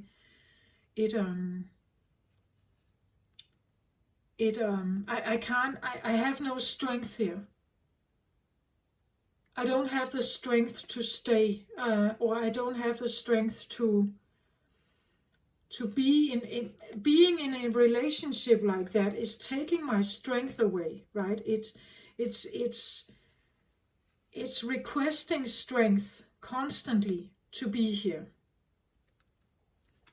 And maybe I'm not prepared to do that anymore. Something that is not strengthening me or supporting me, building me up, you could say, is not, if I can't find my strength or my nourishment, maybe rest, you could say, if I can't find strength in my home, maybe I need to leave, right? Situations that take my strength away, my power, or my feeling of sovereignty, maybe. We see here that it's shown as a Leo, or Leo energy is here. Leo energy, for me, signifies something like feeling you are in power of your own life, that you are the leader of your own life, you are in control, right? You make the changes that you would like, you decide So you choose, you rule, and you decide in your life. If something is taking that away, maybe it's not worth investing it, right? Something that drains you and takes your power away is not worth being in. It can be a situation where you feel like you have been very drained and therefore you had to walk away, or you're considering to walk away. It could be that one is feeling very drained and this other part is walking away. Them leaving is leaving you drained, perhaps. Take that how it resonates. But I feel like for this reading, or whoever Gemini I'm reading for, there is something about, well, if you don't have strength, you usually feel a sense of weakness, right? Loss of power, loss of control, loss of choice, maybe.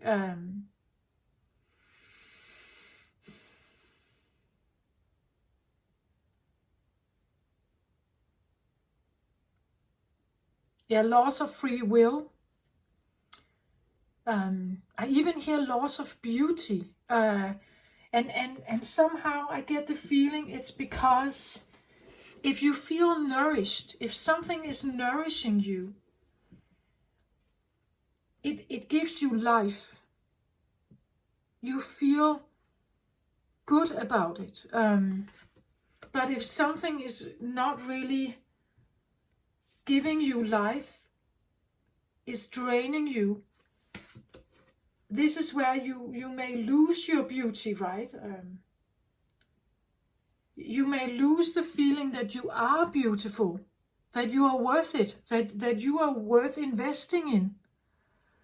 If someone is walking away here, you are not valuable enough, right? You are not interesting enough, you are not beautiful enough, or you are not maybe strong enough, I don't know. Well, sometimes beauty holds power also, right? We know that beautiful people can earn a lot of money and they can sometimes get, you know, like they are favored somehow. Just how you look. So there could be something about that. It could be the feeling that this has to do with the loss of the strength of youth, that someone is becoming older and doesn't have the same appearance anymore, maybe, doesn't have the same power in the body, and it could be that maybe you have been dealing with someone who has many faces or sides to the story, and maybe you have tried to give all of them love here, to love all of it, all of that person. But now it seems like some of them are tipping over, that it's no longer possible. I even get the feeling that if we talk about 10,000 names here, is it so that these cups keep multiplying and you have to put something in them on behalf of someone else, and you can't do that anymore? It's taking all of your strength away to fill up someone else's cups here.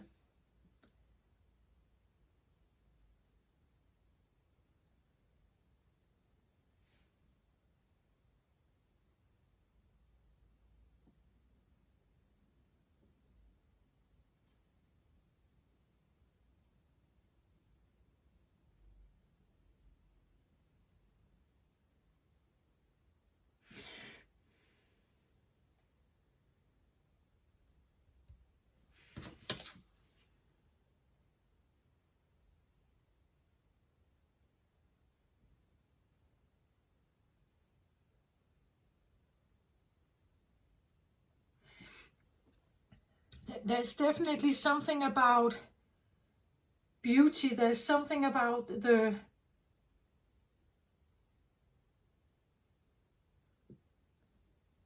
like the good old times. The good old times when I was like this. I feel like I could have it all. I had the strength to accomplish anything. I had the beauty to, hypnotize the crowd. I had the luxury of good proportions, good bodily proportions. I was maybe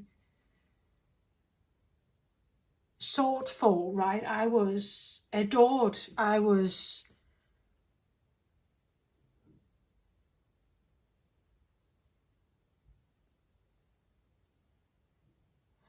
But one of the reasons why it felt so good is because I'm accompanied by this one, right? I'm accompanied by this lion, which is very majestic and, you say, the king of the animals. It has this aura about it, right? That the aura, if I'm accompanied with this, if these two are together, this is like a power couple, right? They can achieve anything here. They are regarded with a lot of leadership potential and management potential, and they like making a big impact in the world. This is like people that are written into the history books, and because they make some kind of remarkable impact on the world. But somehow I get the feeling that this, whatever magnetic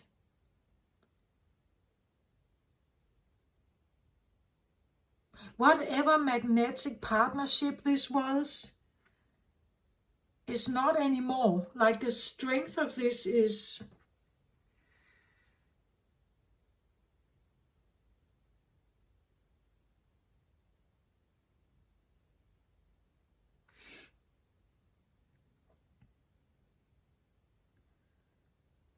and the beauty of it is faded or fading.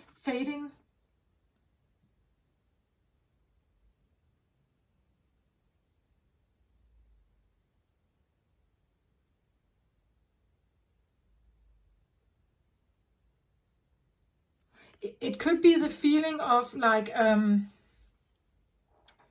that maybe you have been married to someone here, and leaving them behind could be the feeling that you lost all your strength here.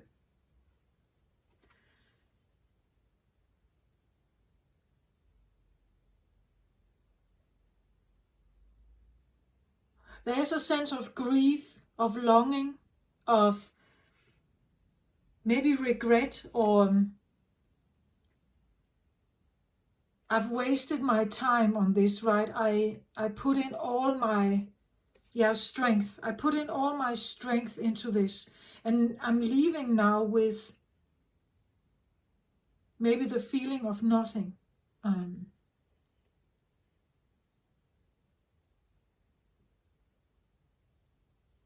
But somehow when I look at this, it also, she looks to the stars, right? They are chained together here. Maybe this was not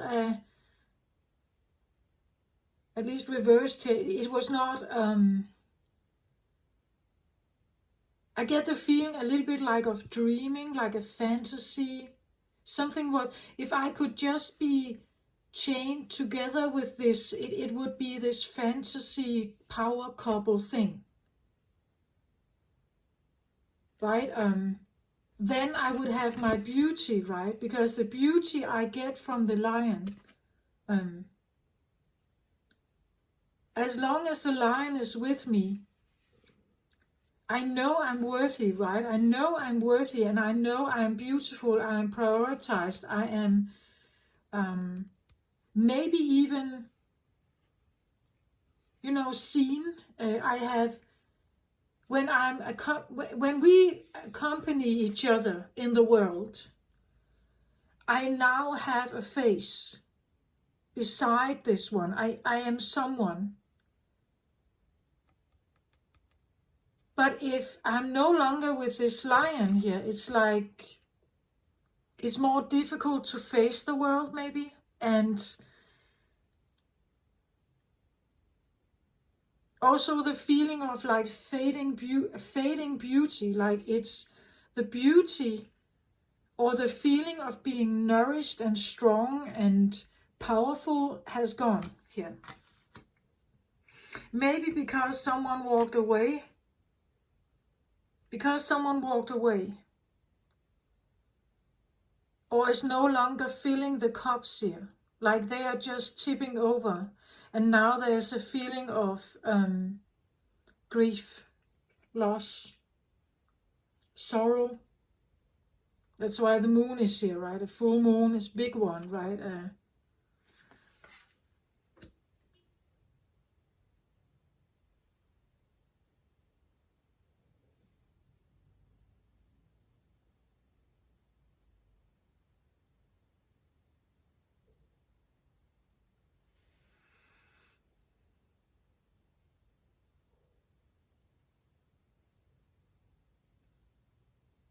Okay, when I look at this, it's like I feel there's something missing here for me. Again, Eight of Pentacles is something like seeing the result of your labor. Realizing that you may have put in a lot of work here, but what did you get from it? Right? That's why I talk about the families. You have put in a lot of maybe putting in a lot of work into something. Again, handling a lot of maybe information here, trying to figure out how you could fill these cups, but it actually just drained you here.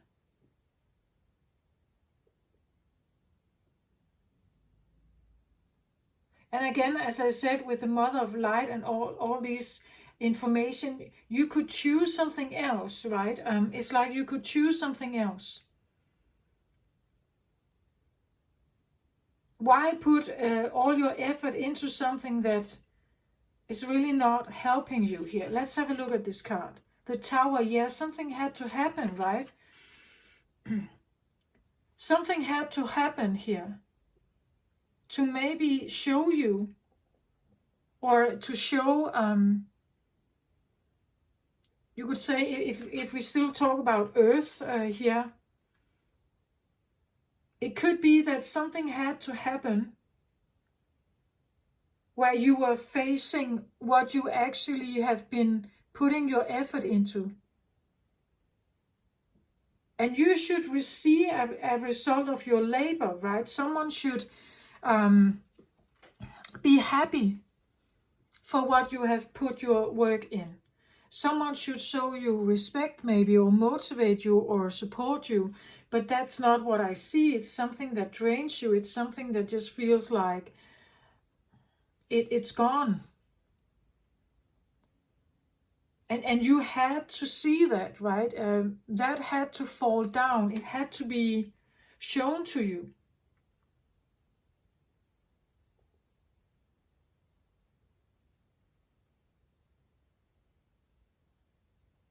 The Tower is a shake-up. A shake-up of foundation. Everything you took for granted is now suddenly under hit here. We could even say that I said something about the Theia planet colliding with Earth. So the structure of Earth, or home, like the home of Earth, got a hit, right? And this entire feeling that my story, my home, my comfort place, my tree, my roots are now being threatened here by an incoming thing. It's an incoming thing that is now threatening my entire existence here. I'm falling to the ground, right?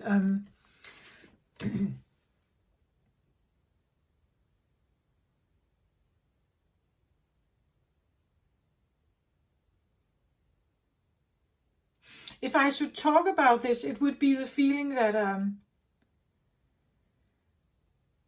like if I say one of these planets is Theia and one is Earth, and they're colliding here. They have this collision, or a merger, you could say. I said that I have made a video about symbiosis, and some symbiosis is, you could say, beneficial to both parties. Some is beneficial to one and neutral to the other, and one is parasitic. So only beneficial to one, and it drains the life out of another, right? So maybe someone was drained here and someone left because now they realized my cups are no longer filled. Someone here hasn't got the energy to do that, so now I move on to find something else here. But again, take that how it resonates. Nonetheless, the tower indicates that there is a release or some kind of breakup or destruction. You could say a weakness here, or a lack of power.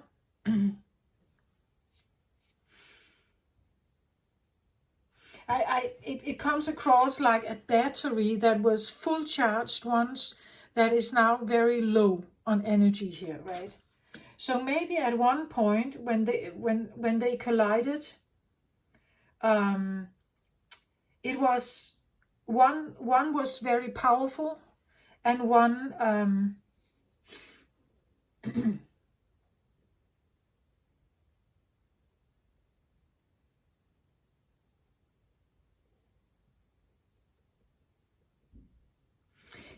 yeah, I keep hearing one was drinking. One was drinking of the cups here.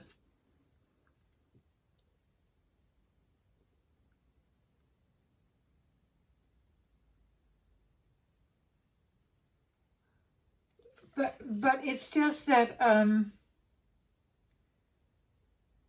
they keep falling over. It seems like it's like the water. There's no emotional support here.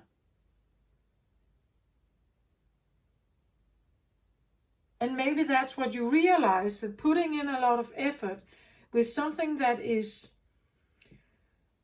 to keep the batteries up, or they were up at some point, but putting in a lot of work into something here that seemingly is gone,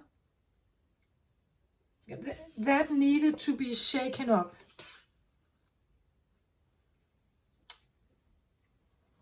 Can I have a card on the strength here in reverse? I feel like there's something I'm not seeing here.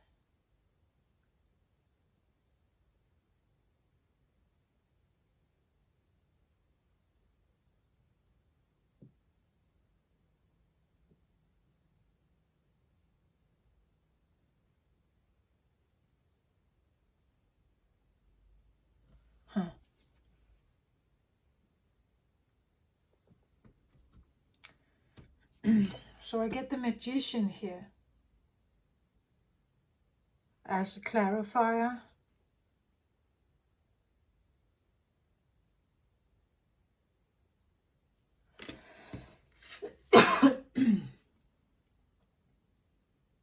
So, I'm sorry. So the Magician has all 4 elements available here. You can see that.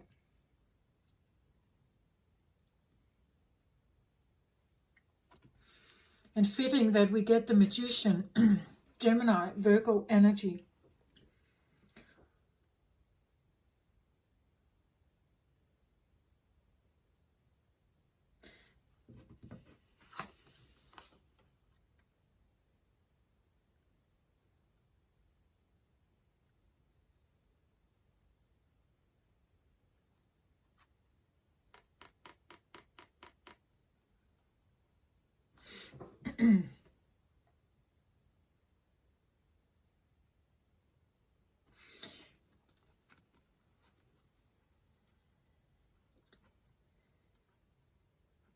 I keep getting the feeling that I draw this down on personal level. So I want to read it more like, you know, we have a planet here in the background. We have the big moon here also. Like something is colliding, right? Something wasn't maybe a love match. Having these two planets coming together was maybe not a love match. It actually weakened everything here. Even though it may have looked very good at some point. It may have looked like a power couple. It may have looked like something that could really strengthen you.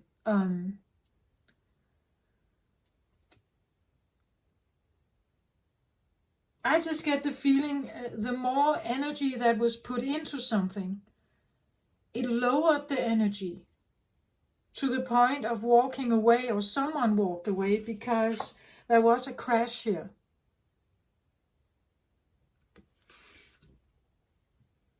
And now I get the Magician with the Strength card here, that the weakness was due to the fact that there was something involved here. Something was involved.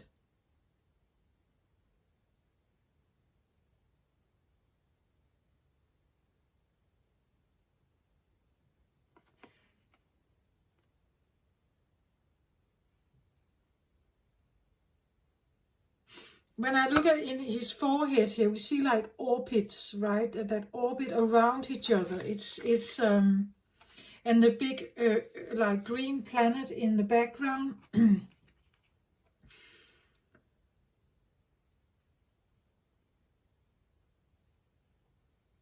Well, the Magician is, of course, you would say a magician doing magic, manipulating or influencing elements here in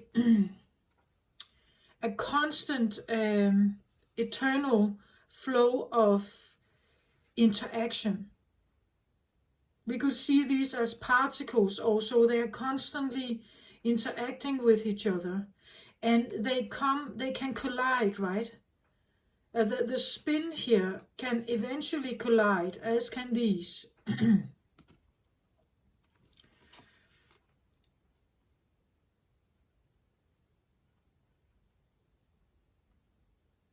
Again here, having all four elements on your table, I feel like this one can, they can use all four. They have access to all four.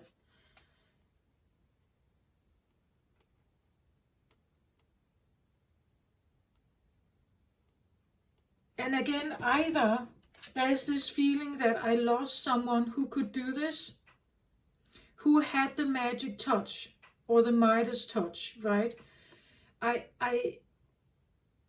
That was my lion, or that was my princess, right? And I lost them somehow here.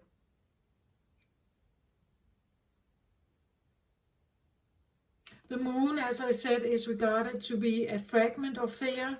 There could be the feeling that the two planets could have been a power couple, right?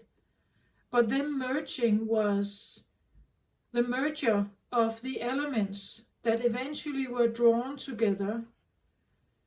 It meant that now even more particles were now merged together. The merger of these particles may have been viewed as a good opportunity, right? But I just get the feeling, because it's reversed here, that maybe it wasn't a good merger, right? The merger was maybe exhausting. And therefore it was like you could say,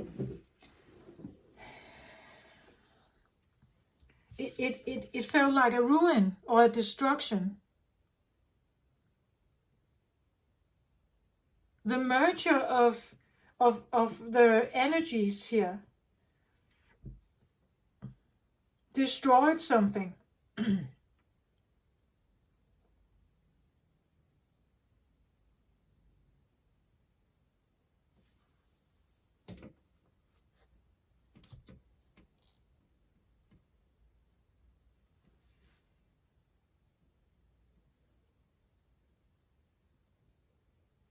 I keep being drawn back to like a practical life between two people, perhaps. Seeing this in an abstract, more like Gaia perspective, it's like I keep being drawn back to a very day-to-day life, a very a practical, private situation between someone and someone else. And it seems like the strength has been weakened here by some kind of collision, a meeting, a meet-up, a meeting, maybe, a meeting with another atom, you could say here, another person, because their composition is different than yours.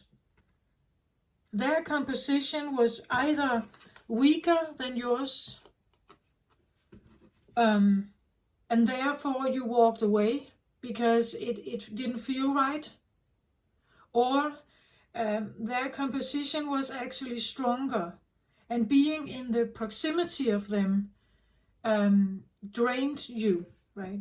It drained you. It destroyed something, drained you, hit you to the ground.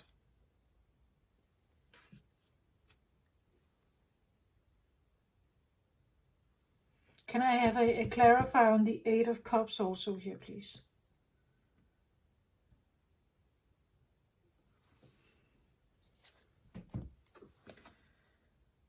So I get a King of Wands reversed here. There's something about not trusting the passion, not trusting the intention of the fire here. Again, King of Wands clarifying Eight of Cups. Walking away from something that felt overly passionate here. Again, Strength card, fire energy, that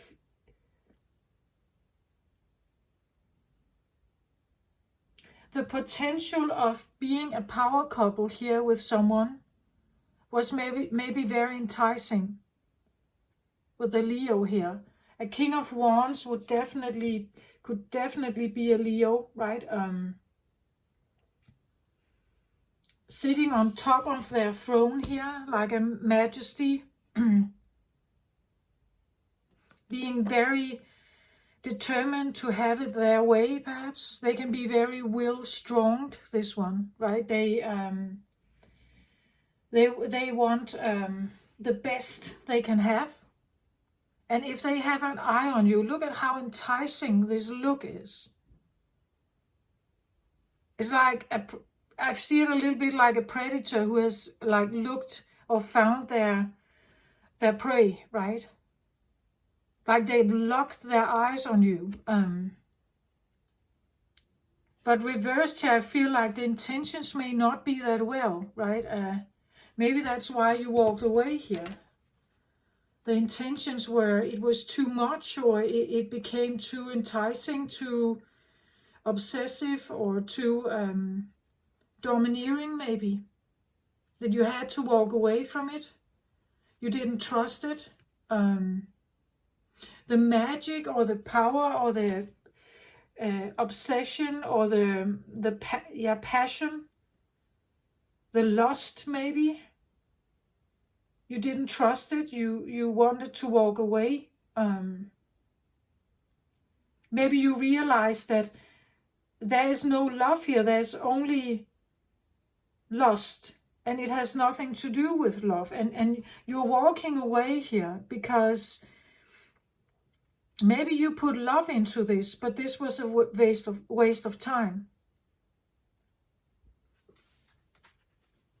trusting in something that potentially was not what you wanted. This could be, it could have been a power couple. But again, a power couple here with Leo energy is not formed in water. It's formed in fire. It's formed in confidence, passion, desire, motivation, lust maybe, but and therefore it's not a there's strength here and there's power. There's maybe management and leadership potential. There's a lot of stuff going on here, but it may not be love. It's a very Mars-like, forward-moving, masculine, go-getter energy here, with a lot of strength, but not necessarily with love.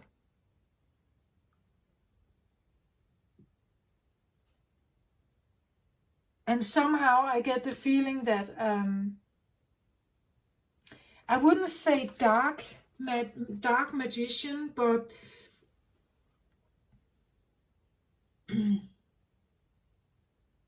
it's a person that somehow has an ability to affect all elements. So no matter what zodiac sign you are, they may have an ability to charm, or the closer they get to you, it's like there is something bling maybe about them, right? Hypnotic, or they have a way to entice maybe here.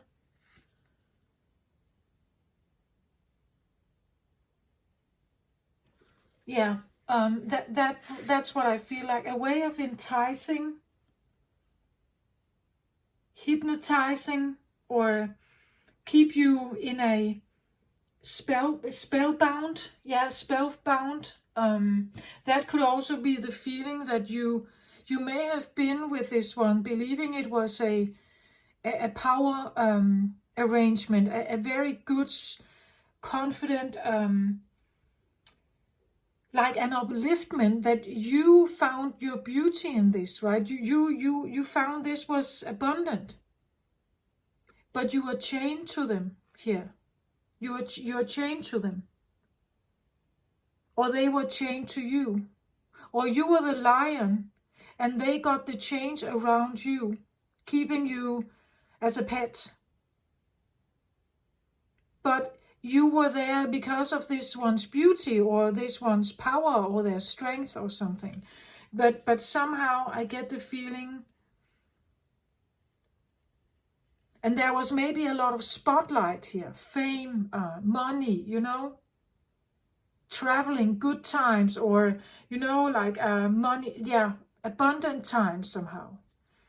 But I also get the feeling it was because you were somehow spellbound by someone here. Spellbound by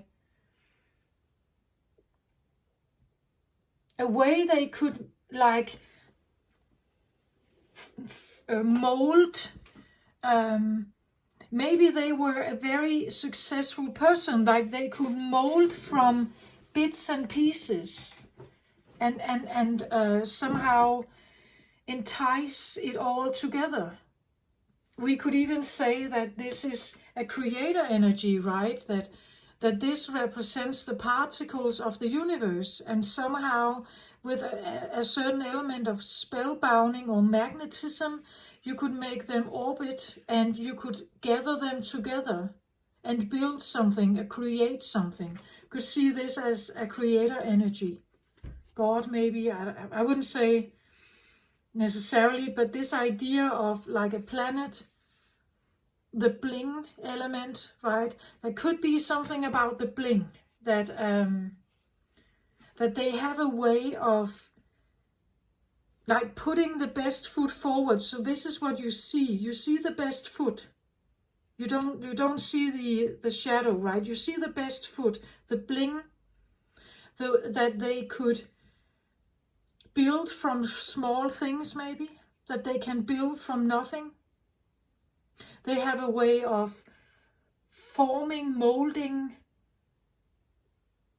maybe things and people to their advantage somehow.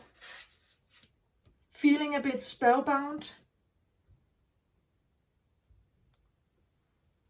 And maybe realizing through some kind of breakup or through some kind of realization here, a crash of something, that the world you had with this one was not, it was a lie, right? That they were not the dream king here. And you had to walk away from it.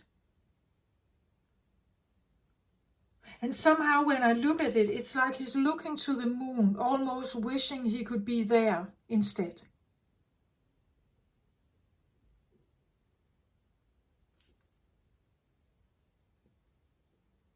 Almost like, can I just go home, right? And looking at the moon like, maybe that's my home. Maybe I need to get off the planet, right? I need to get off the planet maybe, because there is no spot for me here that feels right.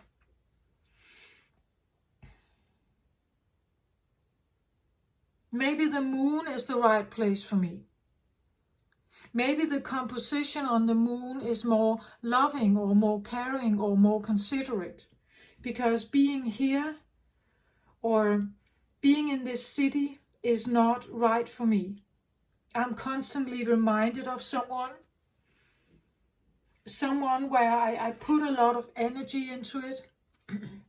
I studied it. I tried to figure out how to live here, understand this place, understand this person, get the best out of everything. I put a lot of work into this. I was engaged in this, or even married into this. But there is something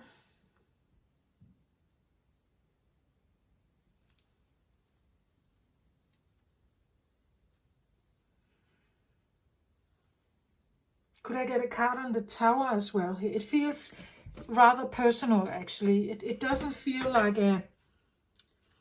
It doesn't feel like a. Like I'm talking about Earth necessarily. But again, I must say that we are all somehow deep down atoms that fuse. Inside the body we fuse, and outside the body we fuse with people, acquaintances, family. We do that all the time, and not all of them are good, right? Not all of them are beneficial. And maybe we don't see it in the first place. Maybe we realize, I've married the wrong person. And Gemini is a holder of this memory, right? They know that sometimes a merger is not necessarily the best. Sometimes it can be, but sometimes it can also be a bit too much bling, maybe. But when the merger has happened, something changed, right? Something changed the foundation of something. You can merge with someone and stay the same. Earth in its original form couldn't merge with Thea and stay the same. Thea could not stay the same. They now became something new together. And the moon is, you could say, a memory of that. It's a fragment of it. You could even say it's a scar memory of that fusion.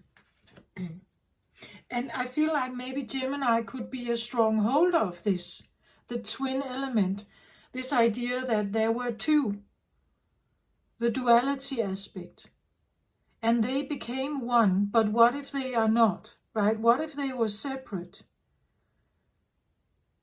Or understanding how the earth is divided into so many atoms or particles or groups or whatever stories, that it comes from somewhere, right? It originates from somewhere.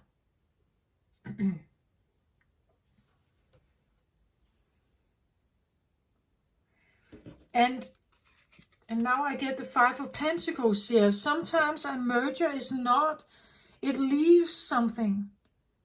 It leaves a scar.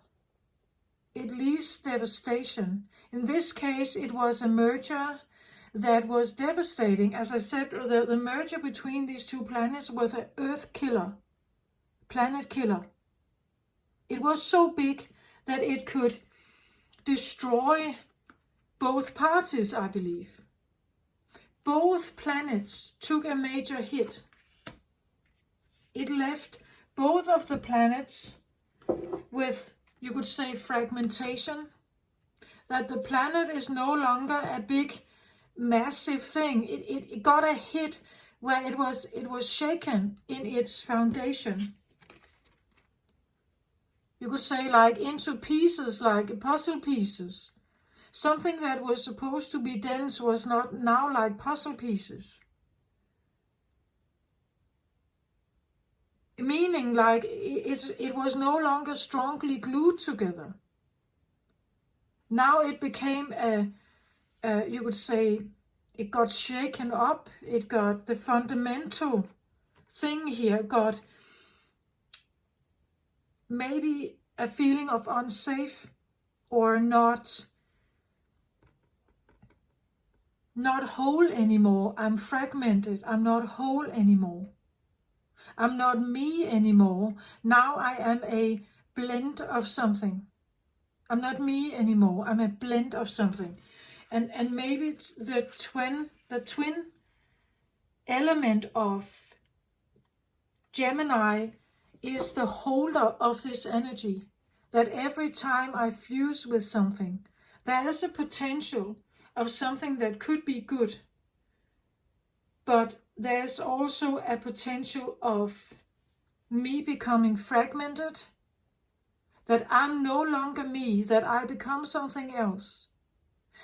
If you are, I believe that if you talk to twins that are, you could say, one-egged, identical twins, they usually have a very strong bond, like they are each other's other half. They can't even like attune to the idea of separating. Something very strong should come in to make that happen. It's like they need each other, right? So in that case, if they feel like they need each other, they share all their secrets with each other, they are one. Like they understand each other on such a deep level that nobody can even grasp that. They look at each other and see themselves, right? If one of them is hurting, the other one is hurting and trying to mend it, try to heal it. In that case, you see a merger of two separate entities that are like one. They seek oneness with each other because they believe they are one. They believe they are one. They are only one and whole if they are together. Otherwise, they feel fragmented, right? They feel that they are weaker. They are not strengthened. If you take my other half away, I am left in devastation here. My core is a puzzle piece now. It has been, my core has now been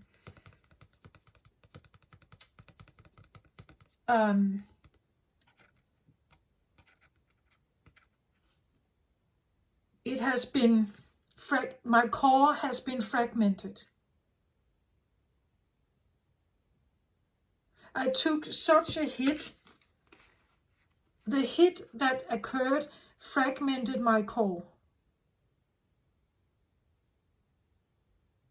right? As I said, a planet killer, a devastation to the heart, a heart attack, a core attack, an attack on the precious, something that is the core fundamentals of, you could say, Earth, or you who I'm reading for here. Something happened that it was such a massive hit here.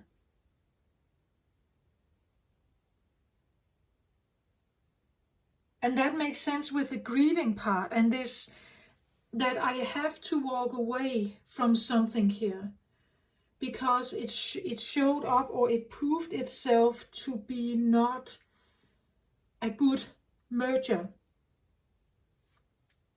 or a good business partner, or whatever it is for you, right? It seems like someone had 1,000 faces, or 1,000, identities, or they have all kinds of ways to show up in the world. And I got fooled by it. Again, they can spellbind anyone here. They have the Midas touch of doing that.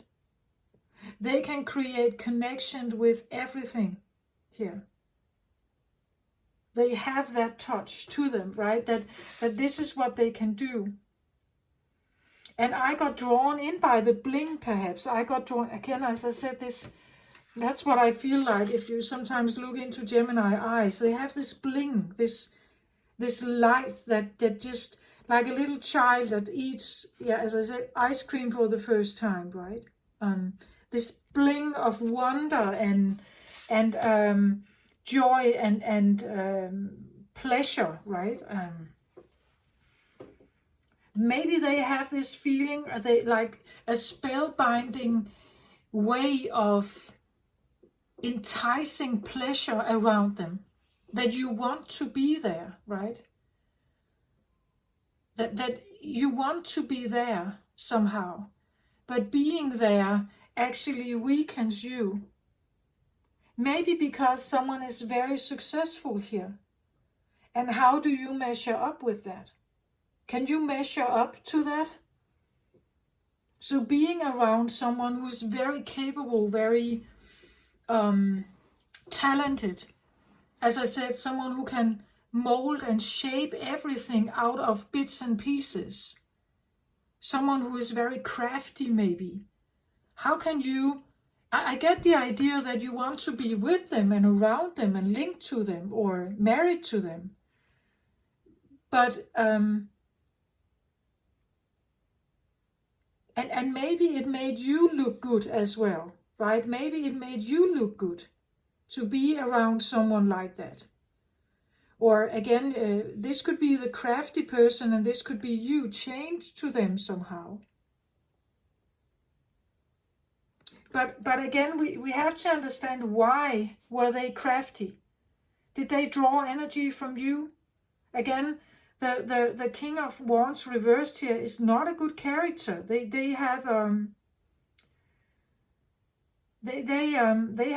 could have really like self-serving, you could say. Maybe tendencies or will, that they're primarily doing something for their own benefit, and it has nothing to do with love. And if that was not what you expected, if that was not what you thought you were getting yourself into, realizing it was probably a hit to the core, a betrayal, a feeling of that you were hit to the core, that you are now fragmented into pieces here. But the point is also that if we actually look at the core of Earth, it probably is fragmented. It is different particles, as I said. The core is combined of different particles.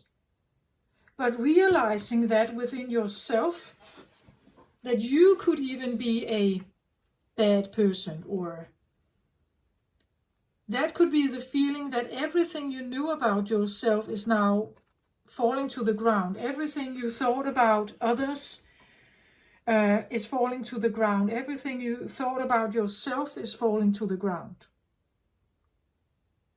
Realizing that I took a hit in the most precious place, in the most core of my being.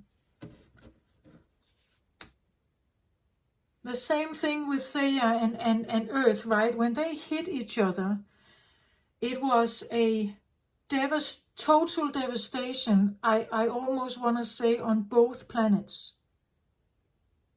Both of them have a core. The hit here, the merging of these two, made the two cores collide, right?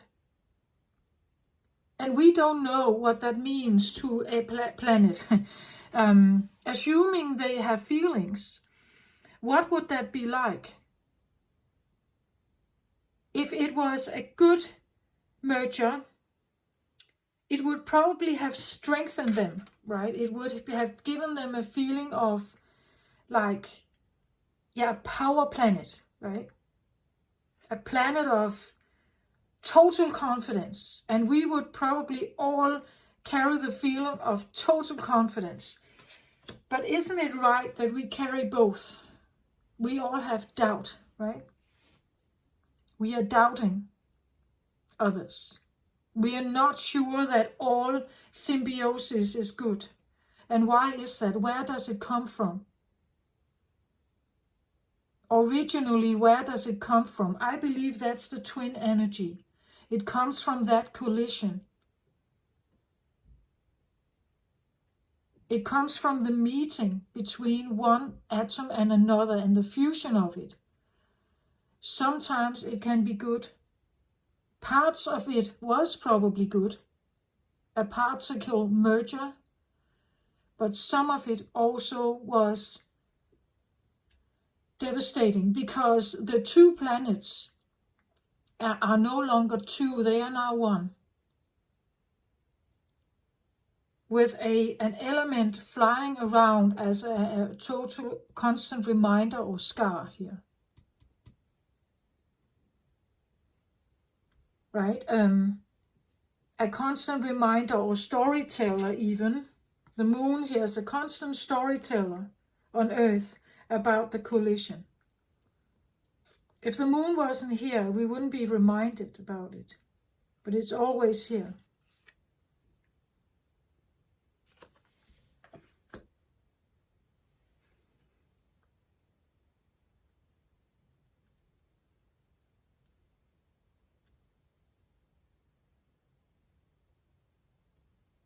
It definitely talks a story about what you invest in, right? What are you investing in? This is where you see the result of your labor. So again, what was your labor? So your work, but also what you put your energy into, what you have invested in, right? Investing in a business opportunity with someone, investing in a relationship with someone, investing your trust and faith into something that seemed like it probably was not necessarily the best.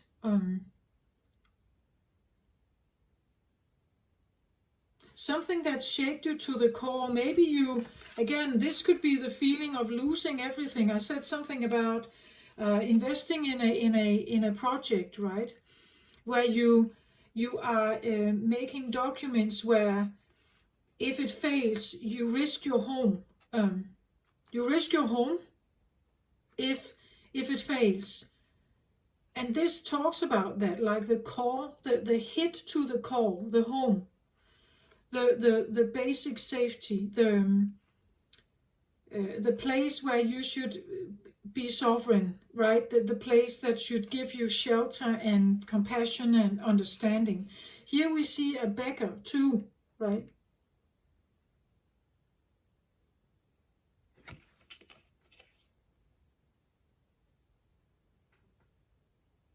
This is where you lose the faith, you lose the trust in the society maybe you grew up in, the family you grew up in. Because something was broken here. Something broke here. Maybe we are even talking about that Earth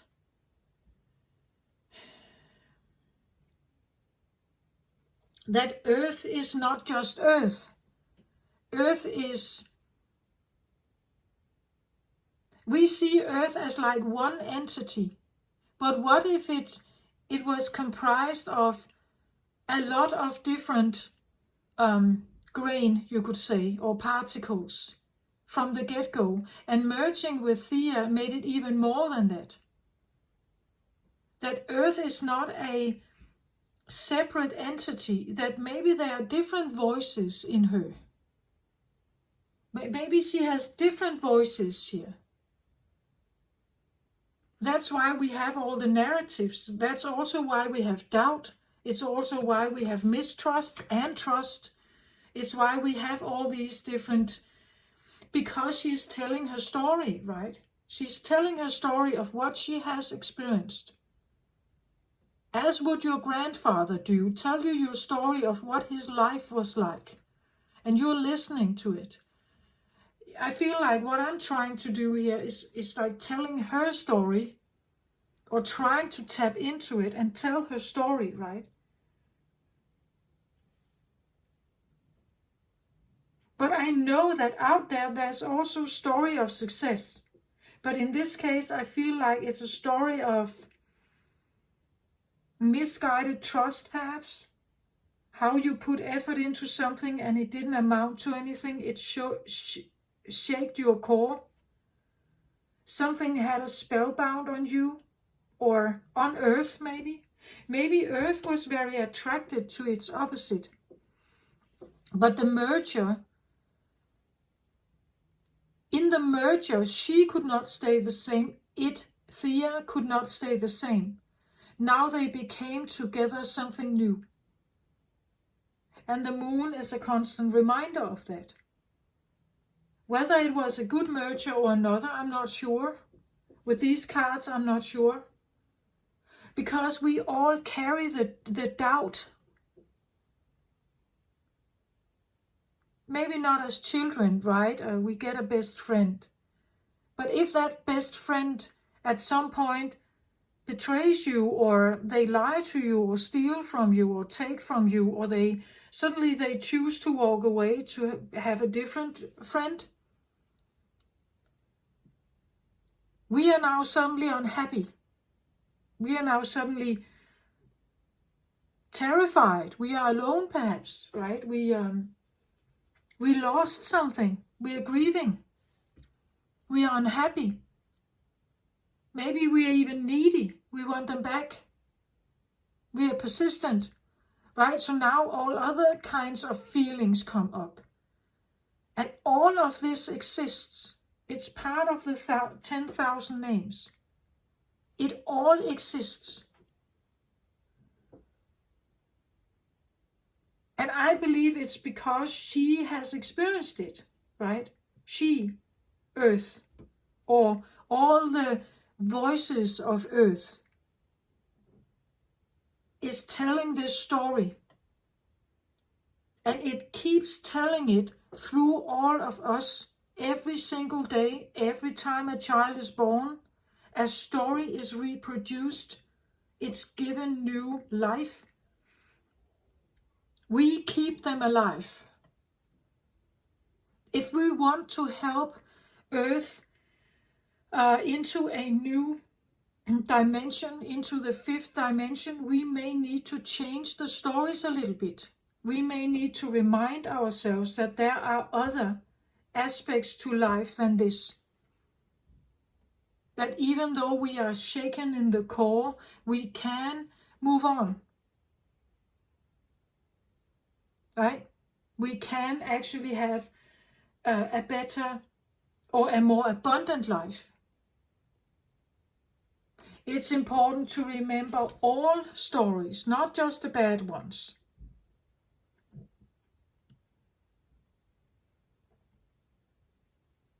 And you are the one who decides what story you buy into, what story you keep alive. That's what I feel like we are all influenced by light codes that come in right now. We are more and more waking up to face something here about maybe their family life or something. And this is one of the ways that we change some of the vibrations, is to maybe realize that maybe something like this happened, but it doesn't mean that we have to stay in the hurt or the pain here. It doesn't mean that we can't trust in each other anymore, or at least trust in something. We may just need to find the right, you could say, tree, the right spot, the right city, the right community. And we have to steer off something that just has a bling, because we see the best food. But what about the worst food? What does that mean? Gemini is here to remind us about there's always a different side to the story. There's always maybe a second agenda or something.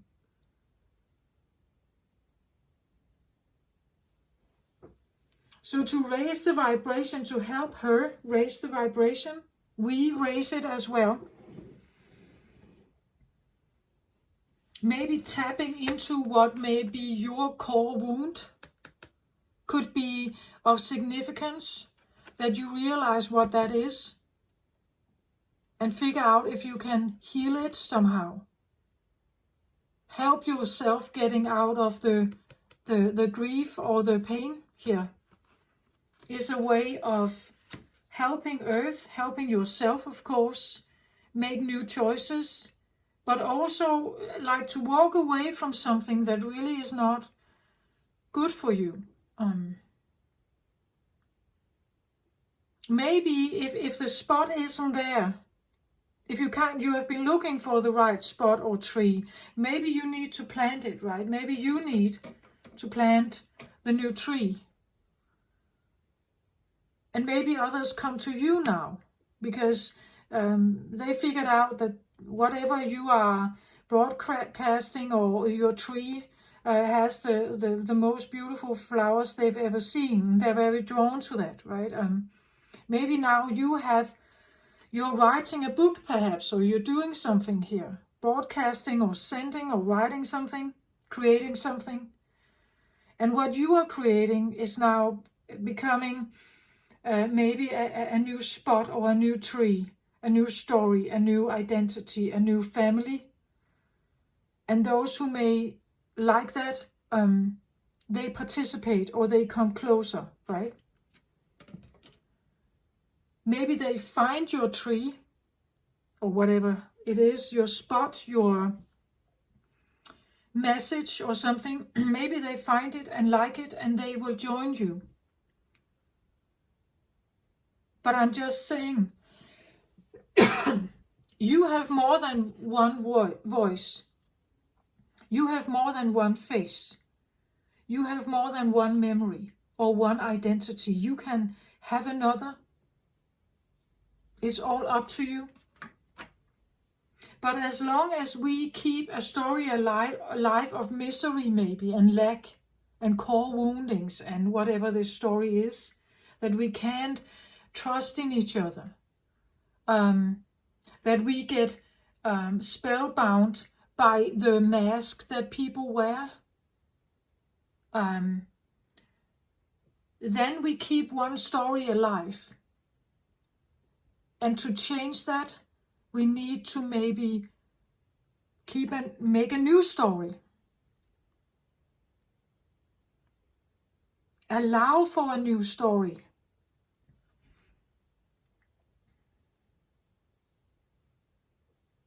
A new narrative. Right? We may need to rewrite our story. Reparent ourselves, reparent our children.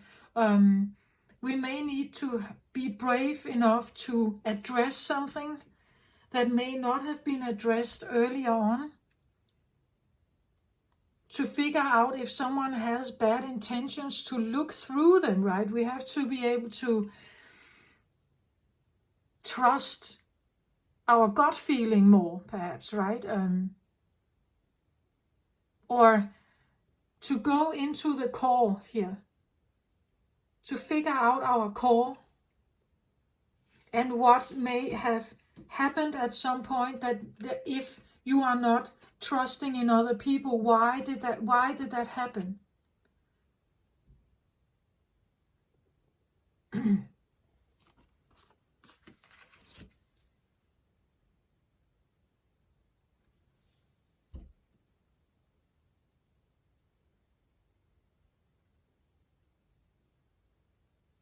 And again, this can be because there are so many stories. We know that Earth has a hum, a vibrational hum that can be picked up. I don't remember the exact hertz frequency, but it can be picked up. And I believe that this frequency is going to change when we change. She's sending a signal out. If she chooses to change, if she wants us to change, she's sending out a new hum. Like she is sending out a new story to us. Right? And if we listen to that story, as I said, as children do to their parents, and we take it in, but we can only take it in if we don't have closed hearts, right?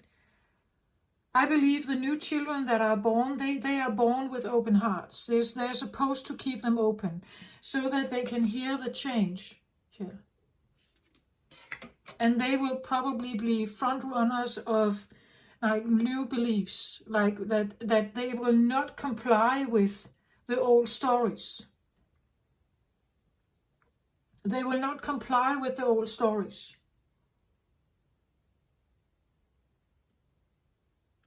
They will not be as easily tricked or as easily hypnotized, you could say, or seduced by the stories that the parents tell them. They will have a different filter because it's needed. That's what I feel like. But if we understand this now about Gemini in ourselves and with others, we may understand what it is that has been occurring here.